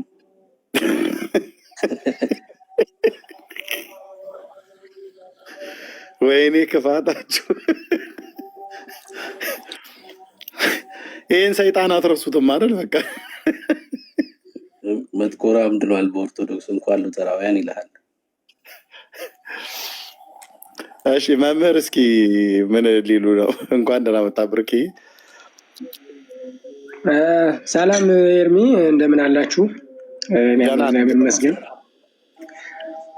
አመሰግናለሁ። አይ ቅድም ሲናገሩ እየሰማኋቸው ነበርና ሉተራውያን ድነዋል ሲሉ በዛው እንዲህ አይነት ጥሰቱ ከአንድ ከቤተ ክርስቲያን አገልጋይ እንደው እንደ ቀልድ የሚታይ አይደለም። የትልቅ ስህተት ስለሆነ ምክንያቱም ቅባት የሚባል ሃይማኖት ሳይድን አንድ ታቦት ይዘን አንድ መቅደስ ላይ የተቀደሰ በሁሉ ነገር አንዱ ነን። እንደኛው ቅኔውን አቋቋሙን የቤተ ክርስቲያናትን ሁሉ በኩልነት የያዙ ቅባትን አጥምቃ የምትቀላቀል ሉተር እነዚህኞች ደግሞ ድነዋል ማለት ትንሽ መሳለቅ ነው፣ ወይም ደግሞ የሆነ ፖለቲካ ያለው ይመስለኛል ኤርሚዬ ከኋላ። ኦኬ ምክንያቱም ያው ቅባት የሚባል ሃይማኖት አለ። በእርግጥ ብዙ እዚህ ሚዲያው ላይ አይታዩም እና እኔ በደንብ ስለማውቃቸው ነው። ጎጃም ውስጥ አለ። ታውቃለህ አይደል ኤርሚ? አሁን በደንብ ጳጳሳት ሁሉ ሾመዋል እኮ አይ ጳጳሳት የግላቸው ነው ያደረጉ። ከሚገርመን ያውቀዋለሁኝ ቦታውን ላይ ሂጄ አውቃቸዋለሁ። በዛ ስለነበርኩኝ እንግዲህ በዚህ በአብይ ጾም እንኳን ከ4 ዓመት አንድ ቀን የምንለያይ ነን። በጣም ብዙ ደም የፈሰሰበት በጣም ብዙ የፖለቲካ ይገባኛል ሽኩቻ ያለበት እንግዲህ ደብረ ወርቅ ማርያም ማለት በጣም የጥንት ደብር የኦሪት መስዋዕት የተሰዋባት ናት። አሁን እሷ በቅባት ስርዓት ነው የምትተዳደር። በነገራችን ላይ እንደው እንዲህ ቀላል አይደለም። እነዛ ሳይድኑ በብዙ ልዩነት ያውም ክርስቶስ ላይ ባይዘው ጥምቀትም ላይ ቢሆን እኮ እንደው ሙሉ በሙሉ እንደኛ አይደለንም እኮ እነሱና እኛ። ለምሳሌ እነዚህኞቹ ሉተራውያን አንድ ጴንጤ ቢሄድ ያጠምቃሉ ወይም አጥምቀው ነው የሚቀበሉ። ኦርቶዶክስ ግን ከየትኛውም ቦታ ቢመጣ ታጠምቃለች። አጥምቃ ነው የምትቀበል። የልጅነት ጥምቀት ትሰጣለች። ጥምቀታችሁ ያኛው እንዳለ ነው ጥምቀት አንድ ነው ብላ አታምኑ። ያንን የመጀመሪያውን ጥምቀት አትቀበልም።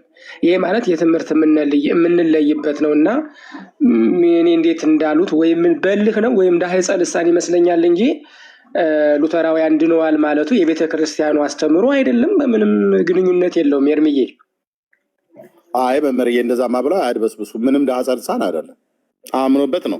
ከፊት በኩሉ ዛሬ ዘው ብሎ ገብቶ እዚህ እኔ ቤት ተናዞ ነው የወጣው። እንግዲህ ሰምተውታል ቄሱ ማለት ነው። ሉተራውያን ከእናንተ ከፔንቴኮስታል የተሻለ ድነዋል ብለዋል። ምናልባት የተሻለ ማለታቸው እኔ ትንሽ እንትን ስለ አሁን ቅድምም የገባው ባይዘው አንዳንዴ የቤተ ክርስቲያን ትምህርት እንደ ግለሰብ ተብሎ ተሰጥቶ ሰውየው ባይዘው አሁን እናንተ እንኳ አንድ አካል ሁለት ባሕርይ እንደምትሉ አያውቅም ነበር። አሁን አባ ዮሐንስ የሚባለው ሰውዬ በጣም ተፋልሶ ያለበት ትምህርት እየሰጠ ነው። ከሌም ድኗል ኢየሱስ እንደዚህ የቤተ ክርስቲያኗ የድህነት ትምህርት ተቆጥሮ የተሰጠ ነው። ቅባት በራሱ አንድ ታቦት ይዞ ቅባት በአንድ ቤተ መቅደስ አብሮ እየተቀደሰ እንኳንስ እንደዚህ መቅደስ የሌለ በብዙ ነገር አንድ ሁነን በክርስቶስ ላይ ግን በቅባተ መንፈስ ቅዱስ መክበሩን እናምናለን በሚሉት ብቻ አንዱ በአንደኛው ላይ ድንጋይ ሲወራወር በቃለ እግዚአብሔርም በሁሉ ነገርም ቤተ ክርስቲያን ደብር እስከ መለየት። ለምሳሌ ዲማ ጊዮርጊስ እና ደብረ ወርቅ አንድ አይደሉም። ትረበው በቅኔ ሁላ ለምሳሌ አንድ ቅኔ ያለ ዲማ ጸጉር በደብረ ወርቅ አናት ላይ አናት ዲማ ማለት መሀል አናት ነው። በዲማ መሀል ላይ ጸጉር ደብረ ወርቅ በቅላ ደብረ ወርቅ ተላጨች ዲማ ግን ተረፈ የሚል አንድ ቅኔ ያለ አንድ ሊቃውንት የተቀኙት። ይሄ ማለት ምንድነው? እንደ ጸጉር እንደምትላጭ እሷ ዲማ ደግሞ እንደሚተርፈኝ ነው። ሰምነ ወርቁን ስለምታውቀው አንተ በዚህ ልክ ያለ የማይገናኝ ነገር ማገናኘት ወይ ምናልባትም ይቅርታ ይጠይቃሉ ብዬ አስባለሁ። እንደዚህ ማለታቸው ኤርምዬ ትክክል አይደሉም ነው ብለው የሚሉት እርሶ? አረ በጭራሽ እንዴ! በምንም እንዴ አትገናኝም እኮ አንተ። በምን ትገናኛለህ? በምንም እኮ አትገናኝም። በስርዓት አምልኮ አንገናኝ፣ በምን በቤተ መቅደስ ስርዓት አንገናኝ፣ በመስዋዕት አንገናኝ፣ በትምህርት አንገናኝ። እንዴ እነዚህ ገና የህፃናትን ጥምቀት ያጠምቃሉ በሚል ብቻ አይደለም። በጥምቀትም እኮ ሙሉ በሙሉ አንገናኝም እኮ። ምክንያቱም እነዛ የሚያጠምቁበትና እኛ የምናጠምቅበት በምንም አንገናኝም። ስለዚህ ዛሬ ቄሱ ጉድ ሰራችኋ። ኤርሚያስ ቤት ገብቶ እኔ ወይ እልህ ይመስለኛል ኤርምዬ፣ አንተም ትንሽ ጥሩ እየተመለሳችሁ ስላልነበረ ወይ ከልህ ነው ወይም ከዳህጸ ልሳንነት ነው ወይም እንደው ከምን አንጋል ከየትኛው አንግል እንዳሉት ወደፊት ይመስለኛል ጥያቄዎች ስለሚመጡባቸው እንጂ ይሄ በጣም ፍጹም ፖለቲካ ነው። እንደዚህ ከሆነ የቤተ ክርስቲያኗ ትምህርት በእርግጥ በግለሰብ የሚዘውር አይደለም። ቤተ ክርስቲያኗ እስካላለች ድረስ ግን ደግሞ ከአንድ ትልቅ አባት ይኸውም የቤተ ክርስቲያን ላይ ኃላፊ ያሉ አንድ ነው ብሎ መጨፍለቁ ብዙ ነገሮችን ያፋልሳል። አንደኛ እነሱን እኛን ዳኑ አይሉንም። በብዙ ነገር ነው የምንለያየው። በትምህርት በቅዱሳት ሰላት እንለያያለን በብዙ ነገር።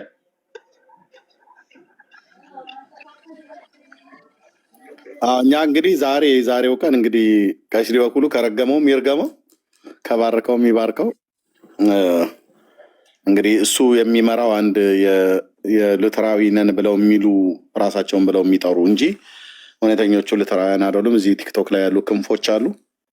የእነሱ እንግዲህ ክንፍን የተቆረጠው ማለት ነው። ዛሬ ራሱ ነው ገብቶ የተናገረው። ምክንያቱም በጣም ብዙ ዘመን እኛ ላይ ሲቀልር ኖሯል። ራሱ ሉተራውያኑም ላይ እኛም የተቀረኑ ወንጌላውያን አማኞች ላይ ማለት ነው። እና ያ ነው የሆነው። ኤንዌይ ዳግሻዬ እንኳን ደህና መጣ። ኤርሚዬ እንዴት ናችሁ? ሰላም ሰላም።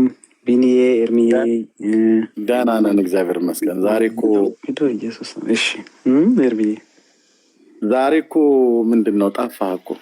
አይ ኖ ግን እየሰማሁ ነበር ስራ ላይ ሆኝና በጣም ይሰገረም። ይሰማል። አንተ ጋር ዳጊ እየተሽከረከረ ነው። አረ እየሰማ ነው አይደለም? ያኖሽ ይሰማል። ቢኒ አንተ ጋር ኖ ዳኒ ይሰማል። ማነው ዳጊ ይሰማል አይደል? አይ ቲንክ ይሰማል። አዎ ቢኒ አንተ ጋር ይመስለኛል ነው መሰለኝ። ኦኬ እኔ ሁላችሁም ትሰሙኛላችሁ። ዳጊ ግን ይሽከረከራል ብዬ ነው። ኦኬ ቀጥልሽ። እኔ አልሽከረከርም። አይ ቀኔ መሆኑ ገብቶኛል።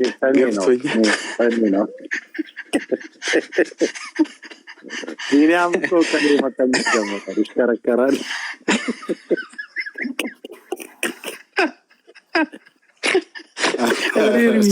ተው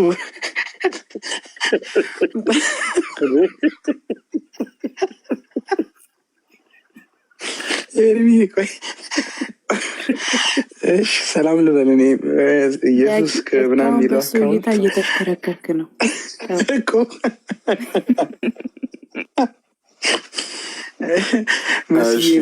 ስክሪንሾት አድርጌ ያሳያለሁ። ችግር የለም ዳጊዬ ቀጥል። እኔ እየተሰማኝ አይደለም እስካሁን ጌታ። እሺ ብሩክዬ ሳልኖር የሚለው ታች ያላችሁ ወገኖቼ ሁሉ ጌታ ይባርካችሁ። ቆይ ኤርሚዬ ቆይ ማውራት አልቻልኩም። ቆይ ቀጥል ቢኒ። የኔ አይሰማም? የኔም እየተሽከረከረ ነው። ኖ አንተ ሌላ የሁሉም ይሰማኛል። ዳጊ በእናትህ ደስ እንዲለኝ ወይ ወጥቶ ይግባ እንዴ። እኔ እውነቴን እኮ ነው። ደግሞ እሱም በጣም መስማት ስለምፈልግ ወደጅ ይገባለሁ። ኧረ ተው ዳጊ እየተሽከረከረ ነው ብለህ ስትል እኛማ ከኔ ነው ዳጊ ምንም አልገባ ብሎ ነው።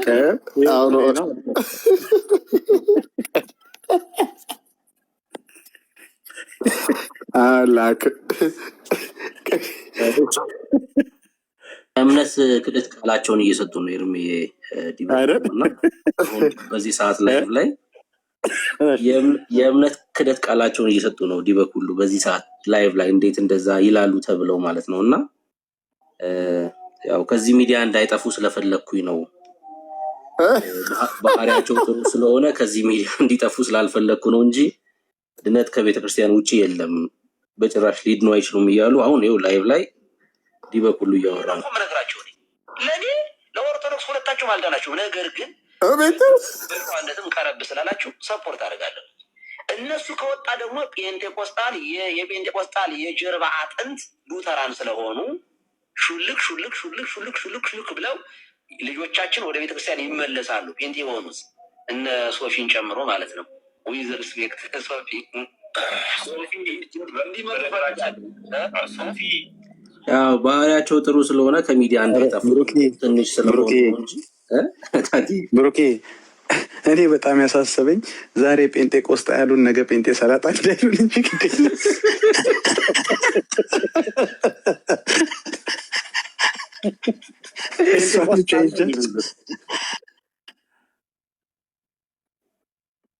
ጴንጤቆስጣ አለው እንደሚሉት ቆስጣ እኮ ነው የሚሉት። ኤርሚ ቀደም አልሰማቸውም? የገቡ ጊዜ እኮ ቀደም ጴንጤቆስጣ አለ የሚሉ ኤኒዌይ እንኳን ደህና መጣህ ዳግሻይ። የምጥለው ነገር ካለ እንኳን ደህና ቆያችሁኝ። እሺ አይ ሁላችሁንም በድጋሚ ሰላም ብያለሁ። እየሰማሁ ነበር ቅድም። ደስ ይላል። ነገሮች ትንሽ እየጠሩ እየለየላቸው እየመጡ ነው። እንግዲህ መልካም ነው። ዋናው ነገር እግዚአብሔር በመካከላችን የጀመረውን በተለያዩ ቤተክርስቲያናቶች ውስጥ የጀመረውን የወንጌል ስራ እና ህብረታችንን ደግሞ የበለጠ እያጠነከረው፣ እንዲያውም አንዳንድ እንደዚህ አይነት ግርግሮች የበለጠ እንድንተሳሰር ወንጌልን ደግሞ የበለጠ አብረን እንድንሰራን ያደረገን እንጂ እንድንለያይ አይደለም ያደረገን። እውነት እኔ እንደ ግሉን የሆኑልን ባሉበት ክፍተት ይኖራል ብሎ ባሰቡት ቦታ ሁሉ እግዚአብሔር እንዲያውም እያጣበቀ እያያያዘን አንዳችን ለአንዳችን እንድንተሳሰብ፣ እንድንከባበር፣ እንድንዋደድ ያደረገ ቻሌንጅ ነው። በጣም ደስ ይላል። በጣም ደስ ይላል እና በተግባራው ደግሞ መሬት ላይ በወረደ ሁኔታ ነው። ከሉተራኖች ጋር ከመካነ ኢየሱስ፣ ከሙሉ ወንጌል፣ ከቃለ ሕይወት፣ መሰረ ክርስቶስ፣ ሕይወት፣ ብርሃን፣ አማኑኤል፣ ከሁሉም ጋር መሬት ላይ በወረደ ሁኔታ ነው። እዚህ እንደው ቲክቶክ ላይ እንደው የምናወራው ሳይሆን ከዚህ ባለፈ በደንብ አብረን እንደምናገለግል አብረን የጌታን ስራ እንደምንሰራ እኔም በቅርብ ጌታ ፈቅዶ ኢትዮጵያ በሄድኩ ጊዜ በመካነ ኢየሱስ በኮልፌ መካነ ኢየሱስ የነበረኝ አገልግሎት ነበር።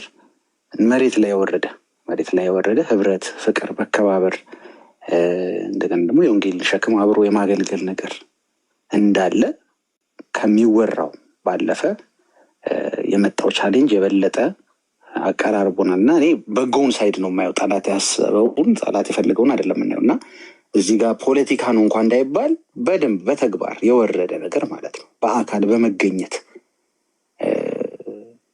በሚታይ ሁኔታ ማለት ነው ስላለ ምንም ችግር የለም።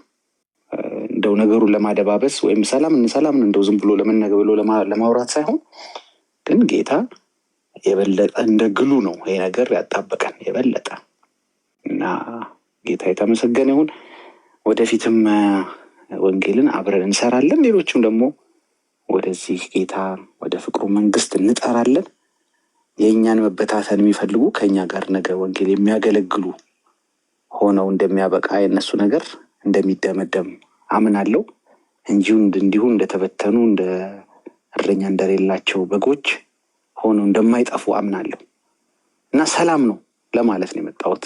ሰላም ነው፣ እኛ ጋር ሰላም ነው። መሬት በወረደ ሁኔታ ሰላም ነው። ለፖለቲካ ብቻ አይደለም። ላስነካህ የምችለው በጣም ብዙ ምስክርነት አለኝ እህቴ። እንደዚህ ነው የኛ ነገር ነው የምልሽ እና ጌታን አመስገኝ። ገና ይቀጥላል ወንጌል በእህት ቤተክርስቲያኖች ይቀጥላል፣ በወንጌላውያኖች መካከል ይቀጥላል እና በርቱ ወገኖች። ወዳችኋለሁ፣ ጸልይላችኋለሁ። አሁን ልክ ቤቴ ስገባ ነው ሰላም ብያችሁ ለምን አልተኛም ዝም ብዬ ከምተኛ ብዬ ነው። ትንሽ ቆይቼ እኔ ወደ መኝታ ሄዳለሁ። ወዳችኋለሁ። ተባረኩልኝ። ተባረክ ዳግሻይ። እኔም ጋር ወደ እኩለ ሌሊት እየደረሰ ነው። ቴንኪው። ተባረክልን፣ ጸጋ ይብዛልህ። ወንድምነት ዳንዬ ትችላለህ መክፈት?